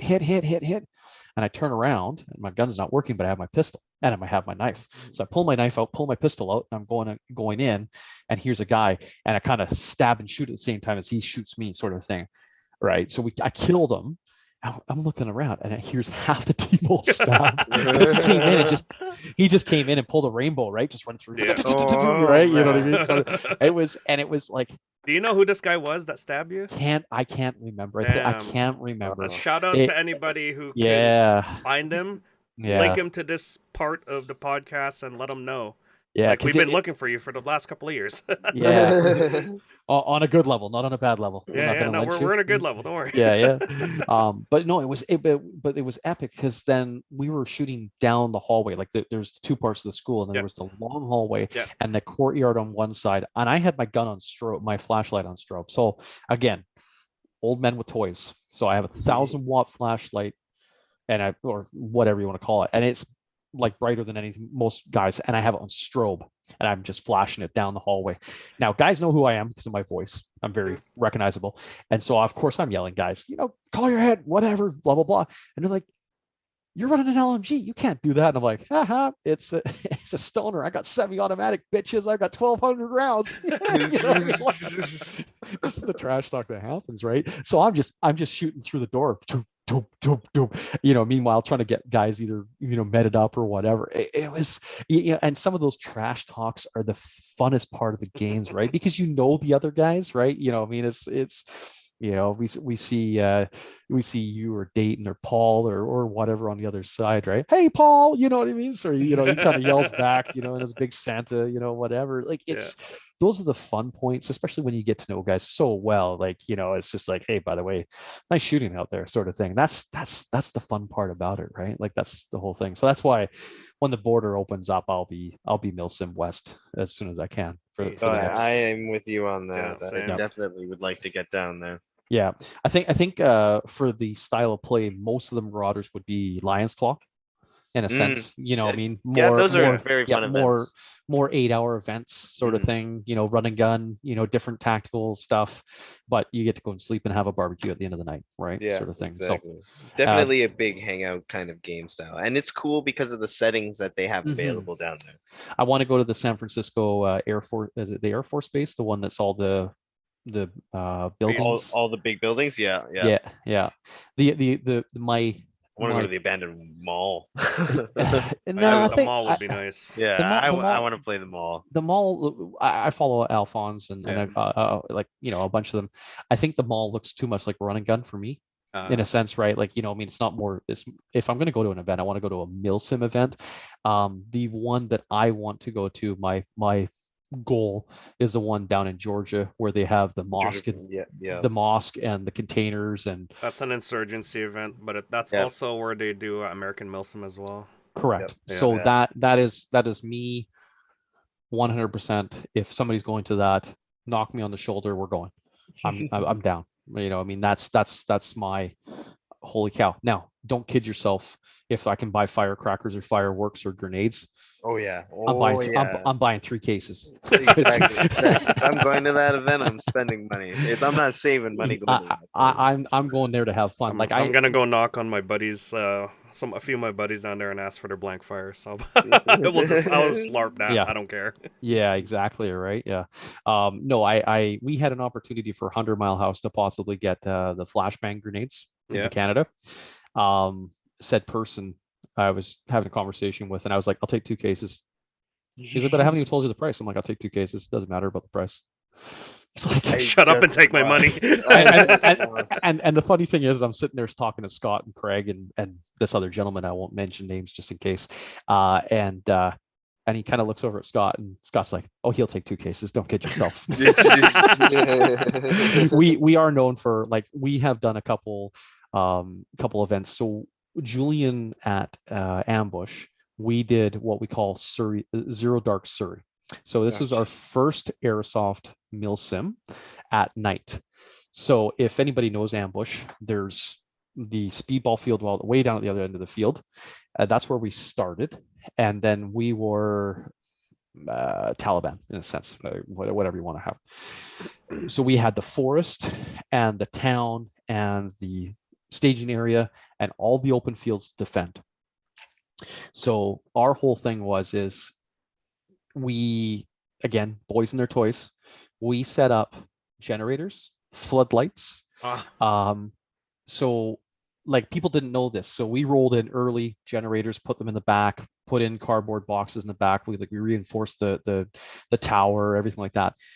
When it came to it, one pull of the ripcord, and we had 6 floodlights light up the whole forest. I played in this game. I was on the other side. Yeah, You guys lit up that entire forest at the back end with the yeah, fortress. yeah. It's Uh, insane. I had for that event, I had two 1 million candle watt lights. So we were in the towers, and I was just crossing them over Yep. on the field, and I was seeing guys, and guys were just like, because we know Team Rice and a couple other guys, and they were like, your lights came over top of us, and we've never wet ourselves or moved so fast in our lives just to try and stay still that you wouldn't point at us and stuff like that. That was our first milsim airsoft experience, and it was so crazy because we didn't know what we were doing. We just went at it with full steam ahead. I had tripwires with window alarms in the forest. So what I did was the cheap dollar store window alarms that are magnetized. Yeah. So I tape one piece to the stick, and I'd put thread on the other side to another stick. 110 decibel alarm. So of course you've kicked it over. It's probably wrapped around your foot, or you've kicked it away, and now here all you have is this alarm going off on specific routes. So that way we knew exactly where we were. There was 10 of them set up, and apparently the next week somebody tripped one off and nearly wet themselves because they didn't know what was going on. I couldn't find them, of course, at the end of the night. I think a couple of the guys knew or saw them or something like that. But yeah, we had floodlights, we had that. But like, again, we love just going crazy when it comes to things, and it's just fun, right? It adds to the milsim. Like for Golden, I was able to get 75 parachute flares. I got permission. So Yeah, I wasn't there, but I've seen the videos of you guys using the parachute flares, and it was epic. I had 40. So I had a dump pouch full, and I had my side pockets full, and all I was doing 1-2 step pull, 1-2 step pull, 1-2 step pull. So if you watch the opening sequence for Iceback or the promotional video, you'll see the rocket, and you'll see all those parachute flares going, and that was us. I think I sold like 15 or 20 of them, and I was able to get them, again, power of the people and power of persuasion. I was able to get 75 of them at a very good rate, and not one of them was a dud, even though they were discontinued. They were. You are a force to be reckoned with for milsims. You guys just money power, people power. Yeah. Bring on the big fun in milsims. But here the equation must be a headache for event organizers, though. Yes, it is. It's called the Marauders rule. So if a rule can be gray area, Scott will contest to this, and Greg will contest to this. They told me about this, yes. Yeah, they basically, if they make up a rule, they think of how myself or Ted can take that and stretch it as much as we can without ruining the event, but stretch it to the point of, come on, guys, back it off a little bit. So they will make rules to adjust for us alone. But it's if it's not declared, if it's not finally clearly declared or defined, I'm not going to say we cheat. We don't. It's one of those big things that we don't cheat, but we will stretch that rule to the breaking point to a certain extent. If you're not going to tell me that it's not a ceasefire, I will shoot people. You know what I mean? I've run a couple events with Julian, and he was like, there was supposed to be a big NATO talk and conversation to kind of slow the game down or whatever. Nobody said I couldn't shoot people. So I was in a building, and there was 5 guys. I took over said building while they were negotiating. And there was a standoff because it was a ceasefire, so they couldn't shoot me. I couldn't shoot them. And I was live micing the whole conversation. And these guys are getting so mad. And of course, Julian had to come in and be like, Dave, out. I'm like, but you didn't say. And he's like, out. I'm like, so he's like, when did you take it over? I'm like, a minute before you turned around and said ceasefire. And he's like, did you walk through their lines? I'm like, they didn't stop me. So technically I have the building, and it was a key point of interest as well, right?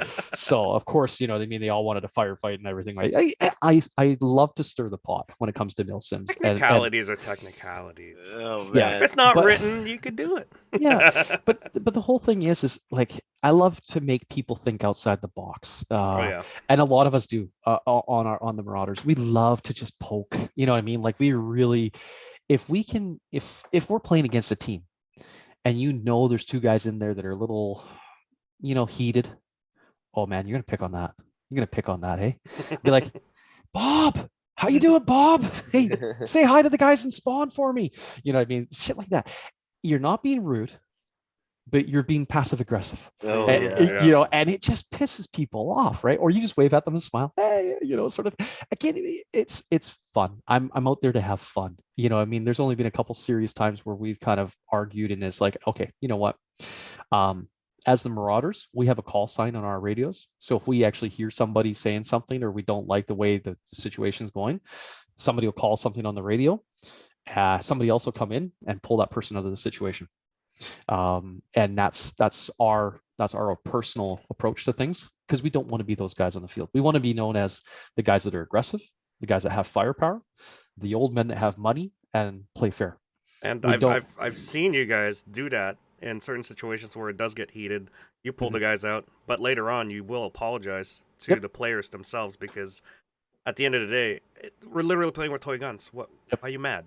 Yep. Right? Mhm. Like, I get that it gets heated, but at the end of the day, we all play together, right? Yeah, exactly. So, We're a community, and the whole thing is I think, it's calmed down now, but when there was a merger of Panther Airsoft, Julian's Airsoft, a lot of different mil sims going on. There was so many different rules going on at the field. yeah. Dead rags, gun hits, all these sorts of things. That kind of, there was a point when it was like, hey, why is this guy calling on 5 gun hits? He should be going to a sidearm. Or why is this guy walking around not having his gun up in the air or got a red rag on? Semi-automatic only or full automatic and all those sorts of things. That was a couple of years ago. There was a Yeah. summer. It was pretty heated. There was Yeah. a couple Oh, I big, remember that. Yeah.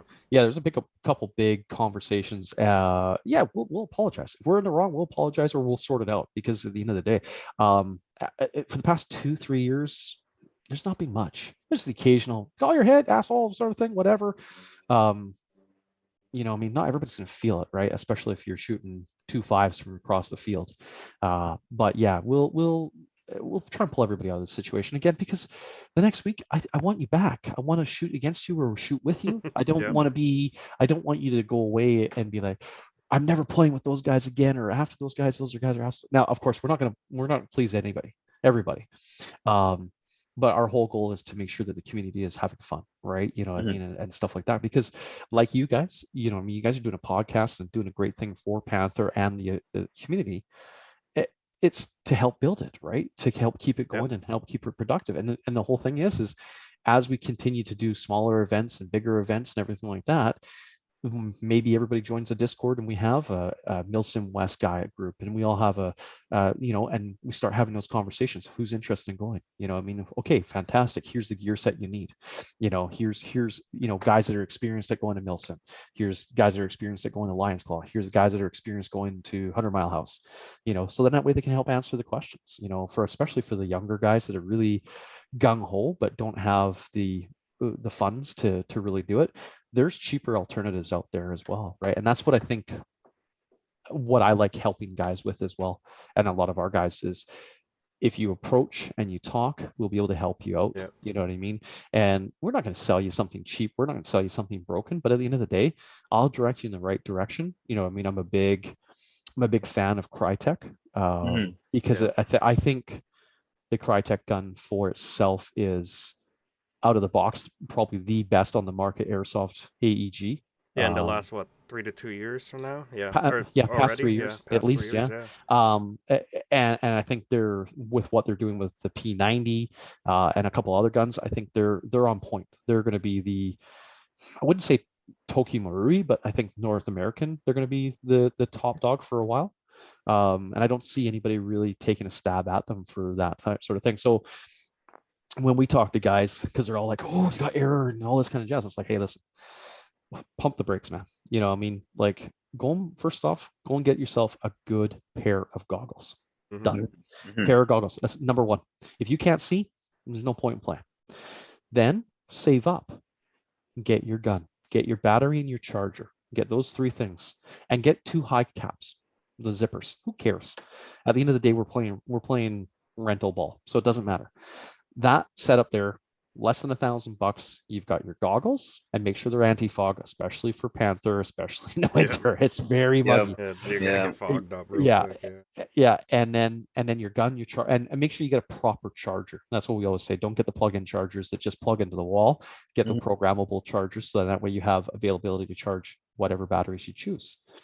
And I actually, uh, with the AEGs, I push guys to the Titan batteries because they're less, they're a little more expensive, but they don't have the memory, and also you can charge them from zero, whereas Mm. lipos you can't, sort of thing, right? So They're sort of dummy proof, as I would call them. exactly. They're not my Ex- go-to batteries, but Yep. they're all right.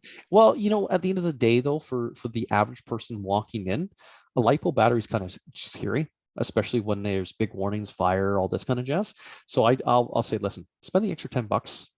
If it's a younger person, spend the extra 10 or $20, get a Titan battery. You're not going to mess that up. There's a no, simple no fail system. Charge it, done. If it dies, you can charge it from zero, done. Doesn't have any memory, you're kind of good that way. So that's, and so goggles, gun, and then work on your kit. You can always put mags in your pockets, you know what I mean? You can always get camo later, you can always whatever. But at the end of the day, if you can't see the guy or you can't shoot the guy, then that's the issue. There's no point in buying an MTW straight out of the box and then coming to the field and be like, I can shoot everybody, because you can't see them, right? Because you bought cheap goggles because you spent $1,500 on a gun setup. Speaking of Mhm. camo, Yep. do you guys have a default team camo? Yeah, we run ATEX IX. Tiger stripe smudged is what we call it. Tiger Stripe. Tiger Stripe Smudge. smudged. Okay. Yeah, well, yeah. For So the yeah, longest time, I saw you guys wear cat pat. CAD Yep. and then when did that change over to That changed 4 years ago. okay. Yeah. Because there was so many people wearing CAD pat, Trainwreck came in and they took over by storm with the amount of guys they had, and they were wearing CAD pat, and it became an issue where we couldn't identify targets because we didn't know Oh, if I they were see. friendly or not. And again, we talked about a couple years ago where some things were heated.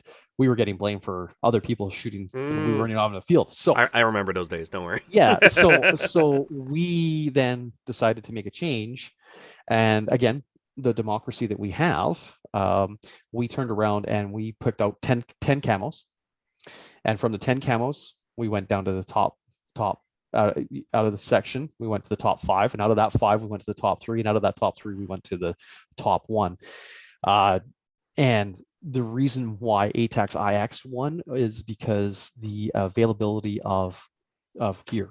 Okay. Honestly, we were going to do jungle, old school jungle. Yeah, that's hard to get. It's very hard to get. That's very expensive too, mind you. Yeah. Sorry, shrugged my shoulders at that. But so we took a look at it, and I mean, we've got a lot of guys on the team. So if I put a post up on our private Marauders page, hey guys, we've got an event coming, who's interested? If I see, and I'm normally I'm one of the admins, so I'll see 17 people and not one response, I'll call everybody out.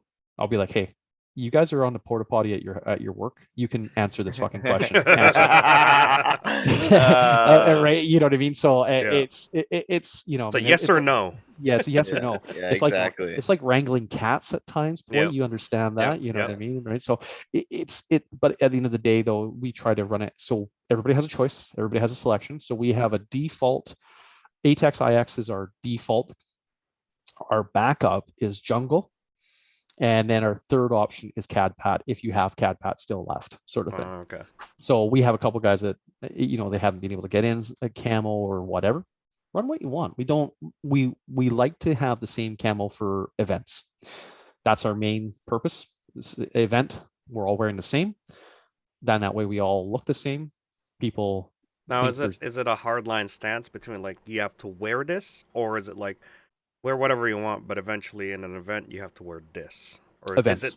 Is okay. Events. It's just Yeah. events. It is. Well, Steven's the oddball because he wears his Russian shit, and and we got a couple other guys that don't have IX, so we'll give them a hard time. Be like, hey, you don't want to be part of the squad? It's okay. You can go and play with the Russian players. Oh, that's right. There's none. Oh, okay, that's a shame. So we just tease. But events, it's IX. It's 100% IX because that's we're again, when you see one guy or 10 guys, you don't really see how many guys are wearing IX. You just see IX. It's sort of like Tiger Stripe. If you saw 2 guys or 10 guys in IX, it looks like there's numbers. So that's why. That's the biggest thing about the camo. Okay. One question I have, because we were going through earlier about you owning AEGs and everything like that. And you were talking about running HPA now. Yeah. What drove you to the purchase? Like, why did you guys decide to go down that route? Because you could just, with the amount of money that you had as well as experience, you guys could have gone down the AEG route as well. Yeah. So it's a very Wolverine Airsoft had launched, and we were very, very interested on day one when they launched because of paintball. You understand when you understand the jewels, you understand the everything like that. And when they were doing the testing and they were showing standard airsoft 3.2 at 1.5 joules versus an AEG and the range, the accuracy and everything, not all of us are all about volume, believe it or not, Poi. But it comes down to shots accuracy and stuff like that. So what happened is we looked into it. We didn't pull the trigger because there was a very big shortage. There was no Canadian distribution at the time. It came up to the 3rd week before the first 100-mile house, first 100-mile house game. Yep. Mine arrived 2 days later. Mine arrived and Joel's arrived. We were the first 2 Marauders to run HPA. We got it tuned in just in time for the event, chronoed, did all the proper stuff, everything like that. We were silent, deadly, and accurate. And everybody took note on our team. Other teams, other players on the other teams were like, what the fuck just happened? Because we were running the HPA onto the left-hand side. We'd run 10 guys down the middle and then 2 HPAs on the side of dead silence. And we were murdering guys. I mean, absolutely murdering. And it wasn't even full auto. It was pew, pew, dead, pew, pew, dead. And again, with our new camo, because that's when we changed over to IX, because of the surroundings, we really blended in well with that current situation that it was there at the time. And we were sitting in some bushes and we were just blasting guys and they had no clue, absolutely no clue. So after the event, we took the team and we looked at what the guns were all about and everything sort of that. And everybody was on point and everybody was like, how do I get one? I tried to convince Trigger to bring him in. Ken was deadly against HPA, even though I'd shot him 10,000 times that weekend. We ended up purchasing 8 within 6 weeks of that event, and it came down to how silent and how accurate it was. It was that easy, and it was only 2 of us that kind of did a test market, and from therein, we've gone full HPA. The reason why we went HPA, there was a couple guys that were running HPA at Panther at the time, and the range that they were shooting versus what Crytek's were shooting and everything like that was absolutely insane. And we sat down and we mulled it over if we were going to go with Polar Star, drop in some Polar Stars into the Crytek's or MTWs, and it took us 8 months to choose. So it came down to just taking a chance on it and going that way. If that answers your question, sort of thing. So yeah, no, definitely. Just like I can see the draw to it, the Reaper engine that the Wolverine guys have developed is one of the most, like in my opinion, when it comes to being quiet, phenomenal, because it rivals the Redline engine from when it first came out, being a fixed volume system and everything like that. So yeah, no, definitely I could see the major draw point in that. It's definitely a purchase for sure. Yeah. Well, when we were able to pick them up, we were able to pick them up for about $1,000 a gun. Mhm. So wow. I think right now they're $1,300 or $1,500 a gun. Yeah, Some- and you something can like have that. Pretty a expensive. you can get the So build a gun combo and yeah. whatnot. So I actually have two. Mhm. Wow. Okay. Yeah. So Wow. I actually. I'm So assuming a shorty and a long yeah. boy. So yeah. So I and the reason for it is 6 months out to I had a big conversation with the boys running Omega about HPA and rules and joules and stuff like that. And again, it was because it was so new, a lot of people didn't understand it. And I brought up the safety aspects of it, where it was the conversation about kid could go and buy it, and if you crone him with a 2.0 and he's using a 4, the joules is what you need to catch more so than the weight of the BB and the FPS. So there's a whole big chart that we all went through, and I think some of you guys were part of the conversation and everything as well. And it came down to, hey, listen, for safety reasons, you guys got to do this, and for this, you got to do this. Do your research. Do this. Do this. And I banded up a couple of other HPA players and other teams and said, hey, listen, we have to have a safety conversation, because we got HPA guys. We're all chrono locked, everything like that. But if a kid comes in, goes and buys one from Trigger because his dad decided he wanted to buy him a gun, and he throws 5 zeros in there, and you're only chronoing him with 2s, well, that 5 zeros coming out at 600 feet per second. Yep. So that was a big issue. So then I got a phone call from Scott, and Scott's like, hey, Dave, how you doing? I'm like, oh, what do you want, Scott? What did I do now, sort of thing. And he's like, just to let you know, HPA will be 0.32 BBs only, period. No hard line on HPA. And he's like, I know that affects you. And I was like, yes, it does. Very much so. I said, because my gun's chrome, like I got maple leaf buckings, I've got all this kind of jazz in my gun to get me at through, just under 300 feet. And he's like, yeah, for safety reasons. I said, you know what, Scott, I fully agree with you. I appreciate you giving me the heads up well in advance so I can change my unit.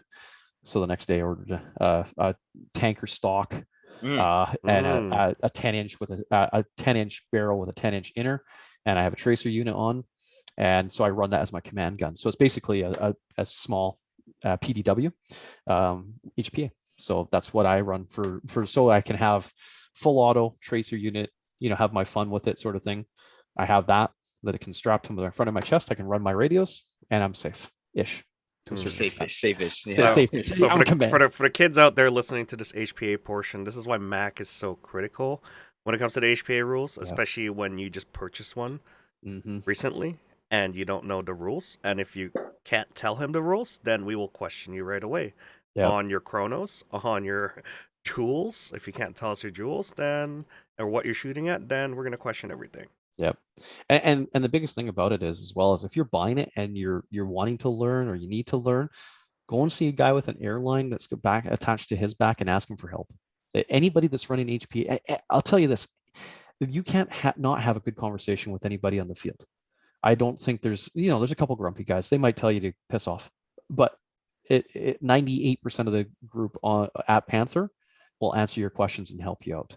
If Might you see, get a conversation about this in the future, honestly, because I think HPA is gonna be one. Did we do one TAC before? I don't think we did. You guys have had side conversations on with this. a side I think, conversation. yeah, I think we need to get a full conversation. I think we'll include you, Dave. Yeah, Pedro, sure. I because would definitely like to have probably maybe 2 to 3 people who have experience and who run it on a consistent basis, just so that they can, because everyone's experiences are going to be different. Everyone's going to have a different outlook on it, just because it's an expensive platform. Some people are going to jump right into it. Some people, I think we do 5 need years. to get a conversation into it, because I see a lot of kids trying to get their hands on it now because of the fact that they are like the top end of the sport at this point. So Yeah, well, everyone wants to be that little silent guy. That's I think that's really thanks, what it is. Dave. Everyone wants to no, be no, you know who you super can blame cheeky. for this, and he's watching, or he might be into Discord. Dayton. That's your fault. We're all I can shoot this far across the field with my electronic That is umbrella. true. He has You more know what I mean? he has more influence over the younger folks. Yeah, exactly. I'm just the guy that shoots that influence out of you. You know, I mean, no, but Um, yeah, go ahead. so one of the next questions I had was just pertaining to ASG and everything like that. Yep. I'm sure Hoy knows, but for our viewers out there, you were the first place winner at the previous ASG target shooting competition. Yes, I was. Yes, What I were you was. shooting with? I was using my tanker stock. Mhm. I was using my tanker gun that has no sights, that is strictly rail viewed, and from there I practiced for 2 hours because the guys left. Yep. I kind of jokingly tried it out one day, on pistol and on rifle. So I just grabbed my little tanker, and I beat everybody's mark in the first 10 tries. I beat everybody's mark unranked. So I went, oh wow, okay. And that was me pressing the button, clicking, going from safe to semi-automatic or full automatic, whatever you want to call it, and shooting targets. So I practiced for 2 hours, goofed around. I was using my MK23 pistol Mhm. with, because you can't shoot. I was using 3.2s in there because you can't shoot 4.3s because you'll break the targets. Yep. And Julian laughed at me, and I kind of laughed because I was using my SIG 226. But it was so hot, the gas was just kicking the gun, like it was kicking. So I jokingly pulled my minivan up, opened my bag, grabbed my MK23, put 3.2s in it, and the fourth try I beat Kobe's time With a Mark 23. with a Holy- Mark 23. That I'm not gonna lie, actually, that's pretty freaking impressive considering the trigger pull on that thing. Correct. Well, I got big hands, so you know what I mean. Like it sits nicely. Julian was beside himself. There was another guy, I can't remember who was beside me, and we were swapping back and forth. He was just like, "Are you fucking kidding? You just did that with your MK23?" And I'm like, "Hey, Julian, come and see my time," sort of thing, right? So I then bought both my pistol and my rifle, ran my exercises, and then I turned around and I did a pre-warm up. I hit lower than my winner. So I can't remember what I was, 7 seconds or something like that, 7 and a change. I was actually in the 6 seconds mark when I did my pre-practice. And Malcolm was sitting there, and I was like, because I tapped the button, not him. I tapped the button as he was sitting there, did my mark, hit the 6 point high, and I said, "You're here. Can I use that?" He's like, "No, I have to touch the button." I'm like, but I was in such a rhythm of me touching the button that it kind of threw me, and I ran a 7:20 or 7:16 or whatever it was. Still pretty good. Yeah, it was fast. Yeah, even I was impressed. And the funny thing is we were goofing around, and I would take a break and then I'd come back, and that run that I took the break and came back was faster than any other run. So I was gonna break sub 6. A few people were saying that the official scores that they posted actually were a lot worse than their practice runs. Yep. Yeah. So Yep. it definitely, the pressure was on a lot of people. Well, there was a couple guys beside me that were pushing to get it, and of course, me being me, I was like, "Hey, there's no sights." Oh, There's you were no- you were sun suing their ass the entire time. That's I what was- you were doing. When you talk about sick burn, you just literally put them in a sun. Oh, well, because I know most of ASG club, like the Team Rice guys. Yep. And so I got a lot of those guys there. And of course, I'm walking around just being me, and I'm like, iron sights, no iron sights, guys, just straight rail. And I'm like, and look at the size of this little thing. I was able to do that. You should be able to do better than this, right? Sort of thing. So, of course, I'll poke the bear, and then I was like, hey, by the way, that record, the third place there, that's an MK23, and I'm only 500th of a second off first place. I said, too bad I can't be here next week. Sure enough, because I was supposed to be something with my daughter or whatever, and it got canceled, so I was able to go the next week. And I was like, I used up all my turns that week just to kind of get it, but I ended up winning. Yeah, so it was good. I ended up winning $150 gift card. Yeah, trigger. For trigger. Yep, and it cost me $35 for 150. 2 hours of my time. You know what I mean? Good laughs, because there was a bunch of guys that were trying to, right? So it was nice. It was good. So What do you think, Tack? Aimbot? Aimbot? Well, I'd have to say, how do you AI feel being aimbot. the? so so I play Call of Duty with mouse and keyboard, not with aim assist controller. Okay, so there you Okay. go. So what you're saying is you're Same. gonna be the first guy to team kill everyone on your team. Oh, don't kid yourself. I Mhm. do all the time. I do all the time. we have a bad tendency to shoot each other in the field. Oh, I know that. Yeah, you can be named team killer of the week sort of thing. Once in a while we'll feel young and vigorous and we'll run across and get into position and all of a sudden you get shot up by everybody. You know what I mean? It's just, you know, I mean, They all happen to be in the back. yeah, or on the side. Yeah, we were playing airsoft side 2 weeks ago, and I was in a position, and we were defending Castle Air Max, and we are defending the flag, and I'm at the position I can see the flag, but the guys had crawled, and I see the flag moving, and Josiah was right down at the bottom of the flag, and I've got my big gun, and I'm yelling flag, and as I pull my gun up, my gun's in full auto, and I stitch him. Oh, Oh. God. He takes a bunch of bee stings right up the legs, up the ass, and I was just like, I'm so sorry, dude. I'm like, it was just instinct. It was just get it going, and I just pulled so hard, you know what I mean? I was going sort of thing. So yeah, I'm not like everybody, you know, you get over exuberant and you start shooting and it's like, oh, that was my own team. Oops, sort of thing.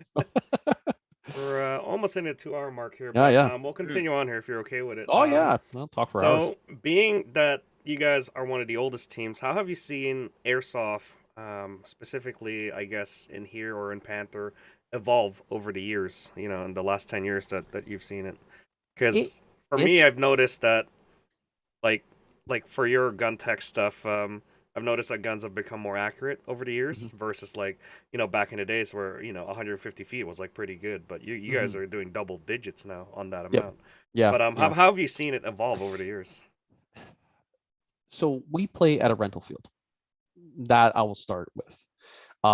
So we have limitations when it comes to gameplay. When it comes to there is renters, there is new people playing and everything like that. So the the the airsoft has evolved mechanically, right? Guns have gotten better, more accurate. There is bigger supply, more readily supply. It's not like you sneak into Toki Marui that's only shooting 330 feet, but it's shooting 300 yards. You know, I mean, you can get something next door and it's shooting 200, no problem. And then you do a couple of upgrades, or you go and see TAC, and he'll gladly help you out. Good plug for you. So you know, I mean, so the accuracy and the range has definitely increased.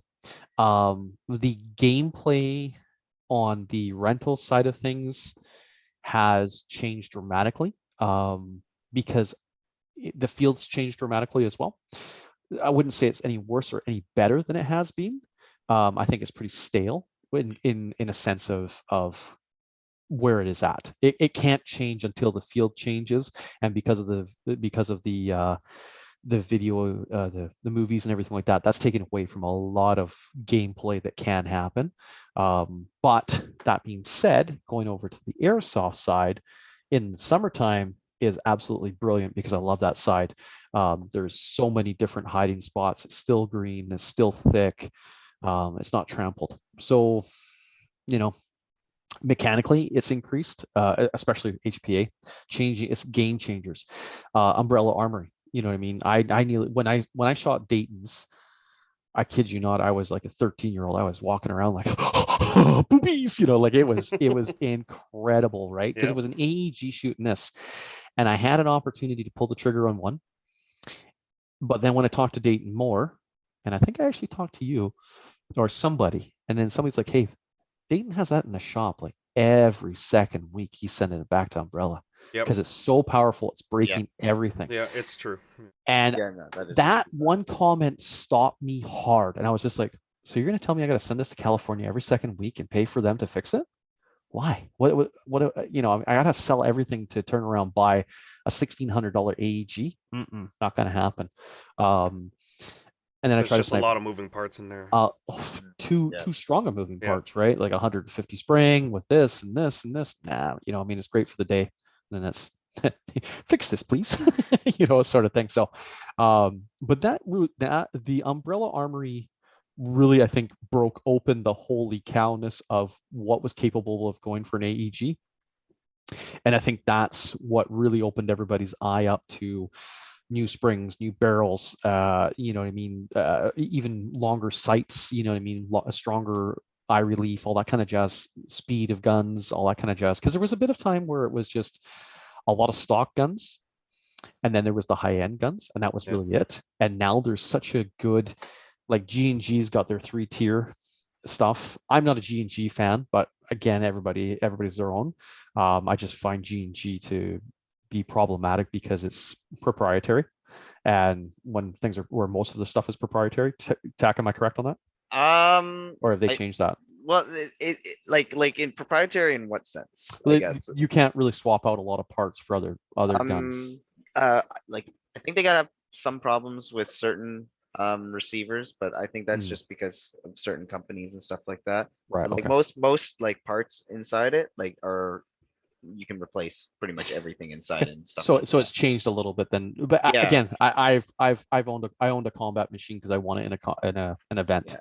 They just had horrible their Gen 2 and Gen 1 MOSFETs were horrible. Like they were prone to burning out all the time. And in my opinion, when that happens, it was better to buy an upgraded MOSFET at that point instead of trying to replace it, because you're spending, you know, $58 for crappy ass MOSFET, Yeah. right? And most of the time, especially if you're technically inclined and you just want the shell of the gun, right? Why not just go down that route? That way you can still retain that thing. I'll still advocate G&G, and they're coming out with some really phenomenal guns. Like right now, and I, you know, I almost hate to say this because just like, you know, I love Crytek's and everything like that, but the Knights Armament 308 like the platform that they have, it was crazy out of the box. Like I think 4 guys at the field purchased it, and they are happy. They don't have to do anything to it. The only negative side to it is that they have an upgraded MOSFET trigger board system on it, and that thing costs like over $100 to replace. So at that point, it's like, you know, we'll see what their track record is. Right. Yeah. I haven't shot many of the G&G, so I really don't talk bad about them. I just try to steer guys away from them, and that's my personal opinion. But it's only because I've shot the lower level stuff, and it's like, don't waste your money. Well, exactly. It's hard Yeah. to go through and do all the fishing to find all the Yeah. right ones to use. So and stuff like you that. start everybody at the high end track. No, we'll go.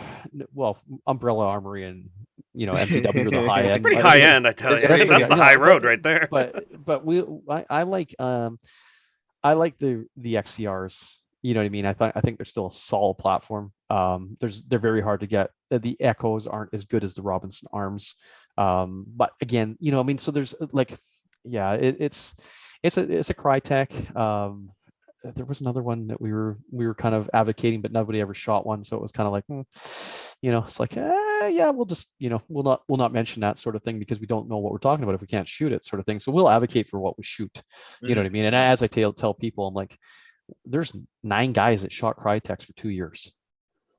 Well, and exactly, and Crytek's hold up very, very well. Like I enjoy mine, and I still have. I still have mine. Yep. So, you know, I mean, like, and that's the whole thing. Like, so, you know, I mean, I think there's such a range of guns and everything like that. It's wide open for whoever and whatever.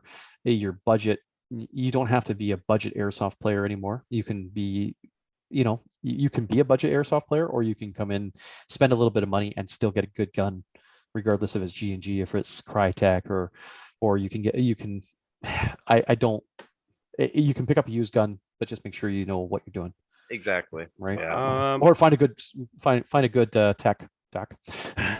So since so technology wise, it's like airsoft has gone forward in the last 10 years. What about events, and especially in BC? Have you seen it gone forward? Because we've had such a bad luck rhythm. You know, for Mhm. some events we had some, you know, with COVID involved. Mhm. How like I, before all this COVID stuff, like was it like for me? It felt like it was pretty good. I like more like for me and you. I guess we do the RP stuff, mhm. role play stuff. But you know, what is it in events? Like I how think has it the evolved? the events have evolved number wise. So the amount of people showing up to events, the dramatic parts of the events have increased. The more RP, the the scenario part of it has increased as well. So there's been instead of just being an event, there's been a lot more. Okay, you need to go and kidnap this mayor. You need to take this child or this box over here. So there's been a lot more crossover between milsim and events. And so for the people that are listening, milsim is usually a 24-hour or 36-hour game. An event is usually an 8 to 10 hour day, prize draw at the end of it. You know, we all go home, see our wives or whatever, Barbecue, yeah. barbecue sort of thing. So I think there's been a good crossover or blend on those ones. And I think it's been able to capture the audience of both young, old, and the uber experienced guys that come out of the woodwork once in a while to come in and enjoy these events. So I think there's been a good growth on that part. I have been a part of those events and tried to put in my 2 cents of when we played paintball. We, like I said, we were doing 4 to 6 events a year. We built a paintball tank. Um, we've I've been commander of a couple of events. We've run a couple of events. So those are events. And we've also done scenarios like, you know, down at Oklahoma. So we've come back with those different ideas and shared them. I have currently on my computer, I think I have about 6 or 7 scenarios built, like written. Um, I'm just not at that point where I want to run one myself.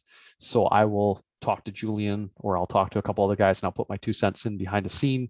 They'll correspond back and forth and be like, what do you think of this? How do you think this is going to play out? Right. Because they're always looking for the marauder rule in a sense. So, but I'll be honest with them as well because I don't want people to be ruined by somebody going rogue. I don't want somebody being so they'll always take that into effect. They'll take the marauder effect in a sense, and it's not a bad thing. It's not a good thing. It's just a thing. So I get a lot more inside information. 100 Mile House, the second event, I knew exactly what was going on for most of the event. I didn't tell a single soul. Now, I knew maybe 40% and they were keeping back the other part. But with that 40%, I can figure out, because I know the guys so well, I can figure out exactly what was going on. And I won't say anymore because if they use the same scenario or whatever, then I'll be in my position of knowledge, but I'll also be in for the NATO command, right? Like I was going to be second in charge other than somebody else to build myself into being a full command, right? So I mean that's why I know so much because of the structure that I was in, right? So I think the scenarios and the events are getting there. Unfortunately, COVID hit, and we were going to have some consistent games every year, which was going to be Mhm. great for all those people that wanted to be tier ones or want to be tier twos. I mean, getting to call it out again, Team Sugar, maybe get out of your beds. Ken, this is to you, buddy. Hey, But Ken likes to sleep. Okay, leave him alone. he's purdy for a reason, right? But no, but like I mean, and Omega Ops had it right. They were doing it the right way. They were slowly building it up. They were taking the time to allow people to learn what a tier 1, tier 2, and tier 3 operator. Like I said, BC has a lot of tier 2, a lot of, and very much more a lot of tier 3 guys, Yeah. guys that want to play 8 hours and they're done. Then you've got guys like myself and most of my team. We're tier 2 operators. We'll play till midnight, but we need our beauty sleep because we're old and we wake up and we're sore. You know what I mean? Like the drive home. Yeah. I still got a lot of tier 1 in my tank, but Mhm. I'm getting to the tier 2 level at Yeah. this point. Yeah, exactly. Yeah, Right. So, I mean, and I don't have the Gen 3 night vision. So it really changes the game it when does you have change the night. game. Yeah. Yeah. And I have used Gen 3 night vision, and I have a thermal Leopold scope. Yeah. Uh, and that was fantastic. Before everybody had Gen 3, I was the top dog, and man, that was fun. But you can't tell. It's just a blur of heat. So you shoot it, and all of a sudden you hear the voice and you're like, oh, I just shot my own guy again. So,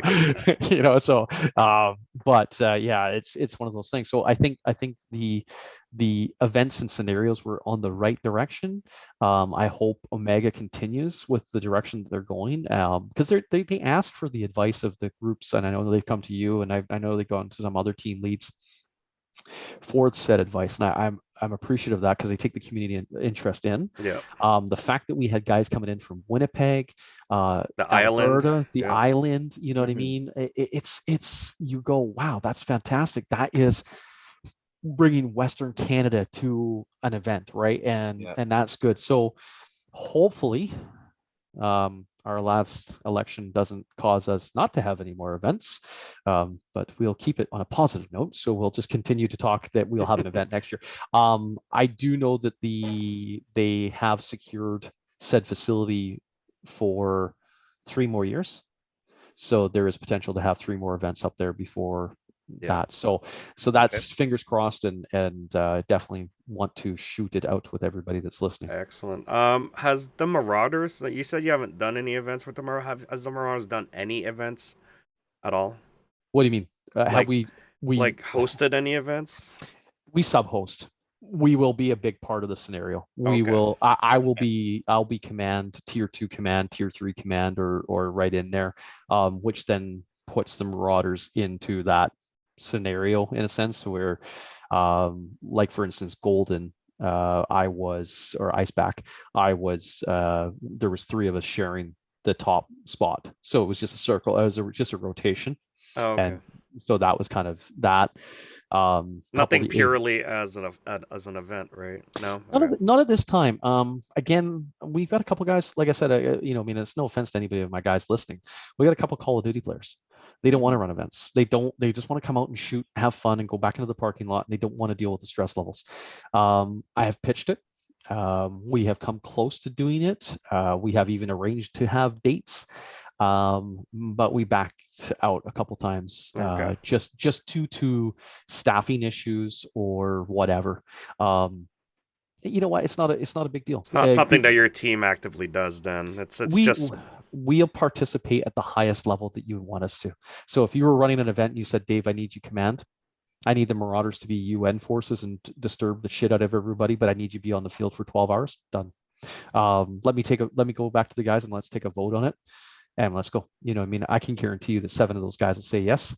5 guys will be like, yeah, I can do 8 hours. I can't do 12. Right. So we'll do our best to make the event as well. Right. So we'll, if Omega Op phones us up and says, hey, we need you to set down and do not cross that hill because you will take over the event and that will ruin the event, we will stand down. Right. We will do things to make sure that the event goes right. So for instance, like Kodiak, when I was going to shoot Craig, I'll ask, can I shoot him? You know what I mean? I don't want to ruin the game at 10 o'clock at night when there's supposed to be another 6 hours. I know that we had you guys pinned in your zone at 100 Mile House. We got the radio call from command.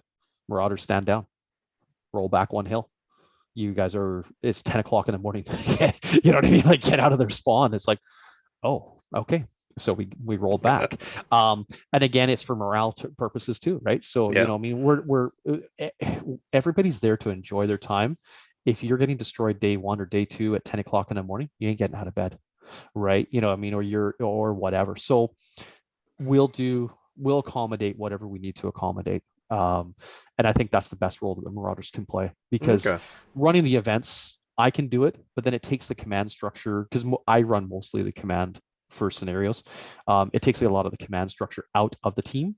And that's why we were practicing different command people and stuff like that, just in case I was killed, captured, or whatever, then somebody else could roll into that position. Yeah, and then if those people were killed or command, at least there was still a communication chain going on. Because if there's communication, it's very hard for them to roll over you, because you either walk or run back to spawn. And if you are back in, you're calling, I'm back in. And where do I need to be? Hey, they're coming to that fence post. Great. There's 3 of us. We're going to be there. Okay, fire. sort of thing. So Gotcha. yeah, so So you do have a event coming up, which is the Marauders swap meet. yeah, Now, do you do this every year? I believe the yeah, team does it every year. this is so this is the second year we've run it. This is a free event. It's in the Panther parking lot. We were trying to do it in September, but it wasn't going to work out in September. So it's October 2nd on Saturday. Yep. Tables are free. So bring your own table, bring your own tent, lay out your stuff, put some pricing on it. Do not sell to minors, please. 18 and over. If they are minors, make sure they're Yeah. accompanied. We run it as, again, part of the community. So there's always a need to sell stuff. There's always a need to buy stuff. End of season, October's pushing it, but because we're Vancouver, we get away with it. And it's just something that we talked to Elliot, make sure that there's no movies or anything like that going on that day. And it's an opportunity for somebody to exchange equipment or somebody to purchase something that they need, or sell something they need to sell to purchase another thing, right? So there's opportunities, and I think sometimes people forget that we are a big community and there's not a lot of selling. Well, you can't really sell on Facebook, you can't really sell on Craigslist, you can't, you're kind of iffy on those things. So we're doing it in a safe environment. We're doing it at the Panther. You can go then turn around, talk to that said buyer. If you're buying a gun, go to the shooting range, go and shoot it. You can't go buy a gun from somebody in their house and shoot it in the backyard. Yeah. Please, for the love of God, I Don't guys, really do hope that, don't please. Don't do be that. that Yeah. fucking guy. Because Yeah. I kid you not, if I have to have somebody come and tell me that I can't have my airsoft gun because you turned around and fucked it up for me, I will find you. So when is that? I When is this event? so October 2nd. Yep. Setup is 9 o'clock till 10 o'clock. The Okay. event runs. All right. The event runs from 10 o'clock till 1 o'clock. Okay. So if you want a table, you got to bring your own. If you want to throw your stuff on the ground, throw it on the ground. But I'd suggest you bring a table, bring a tent. It's supposed to kind of be nice that week. It's October. Who knows with Vancouver? It could be 18 degrees or raining. Like there's no problem. It's going to be rain or shine. I will have 30 feet of tent and I will have 4 tables underneath that said tent, and I will have a lot of stuff for sale. I've got 17 guys buying and selling stuff. So alone we'll be able to, last time we filled 4 tables. I sold $1,000 worth of stuff. Wow. And that was at huge discounts. So not saying everything's a cheap, but again, if I haven't used Guys, it in a bring year, your cash. October Yeah, 2nd. Let's go. bring cash. cash. We gotta raid this table. Yeah, And- raid the table. There will be my OG Robinson Arms XCR up for sale. There you go. There will be. I know one of my guys is selling mags. I think they're D boys or D whatever. $10 a piece. He just doesn't use them.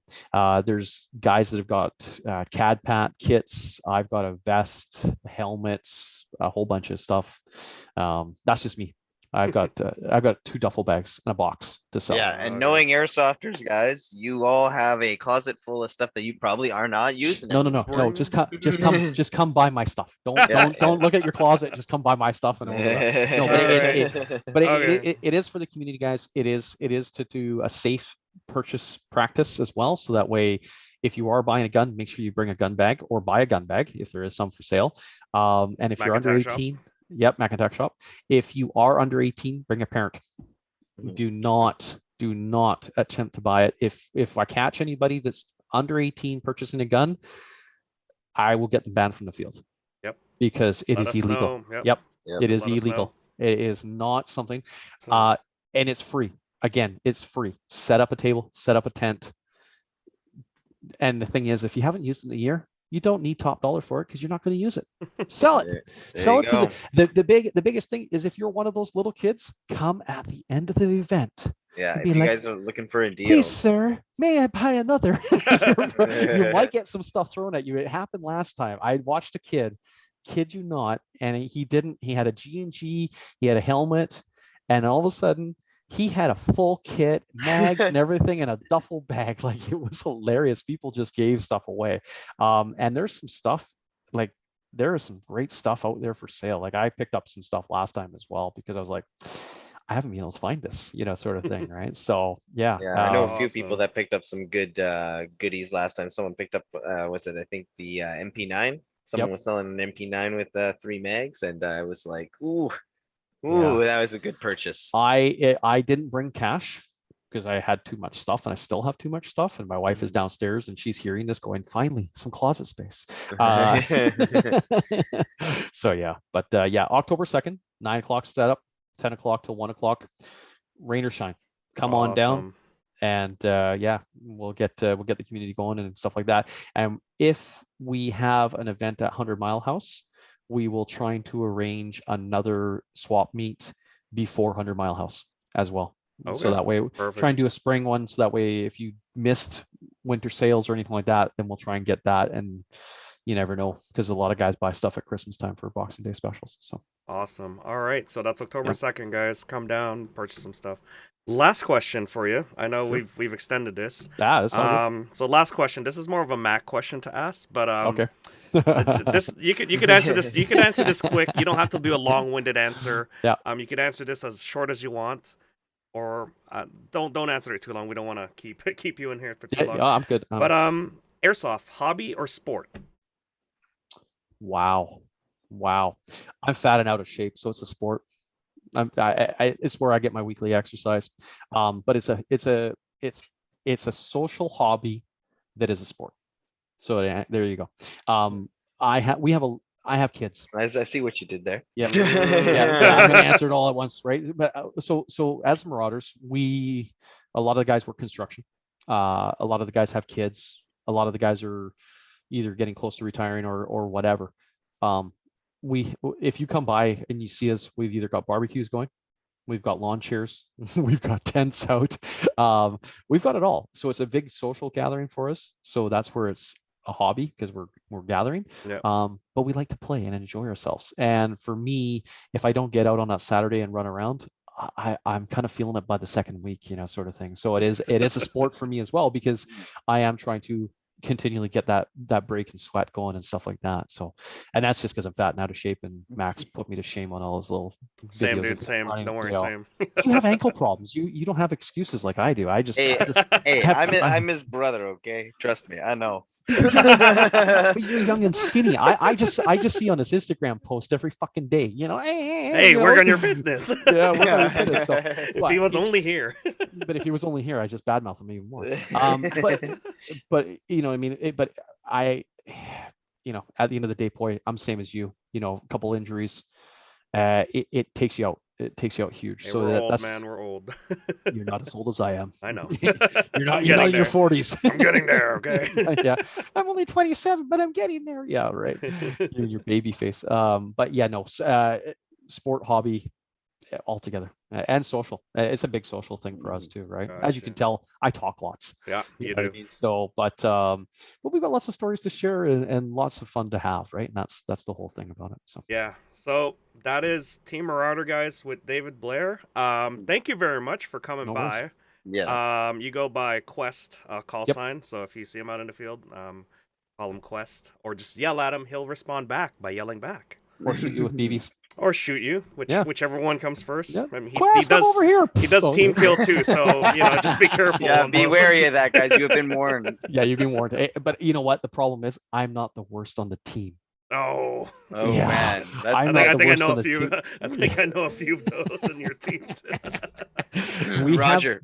Roger, James on JTF, on Aces, Robbie. Yeah, there's been it's changes hands. I think we should actually have a trophy of the week of who's got the most team kills. I clearly won that the other week. But a couple of the renters, I think, really clearly won that the other week as well, because they shot the shit out of all of us. So, Awesome. All but right. anyways, well, thank you for that having me, guys. yeah, Appreciate it. no problem. We'll have you again on the next segment here. You Yeah, love to would talk. definitely love to have Yeah. you on another segment, Yep. just because one, all the stories that you have, two, your experience, and 3, we like having you on here. No, I appreciate it, guys. It's again, I love what you guys are doing. Everybody's little stories are just that little bit like Craig's.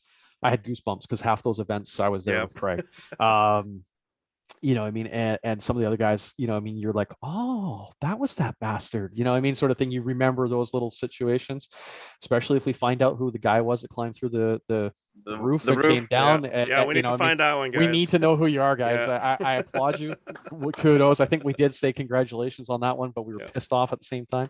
But yeah, and if you guys are doing an HPA one, definitely call me Yep. back No, up. we'll get you in there. Don't worry. Yeah. But Mhm. that is it for this segment, episode 62, guys. Team Marauders.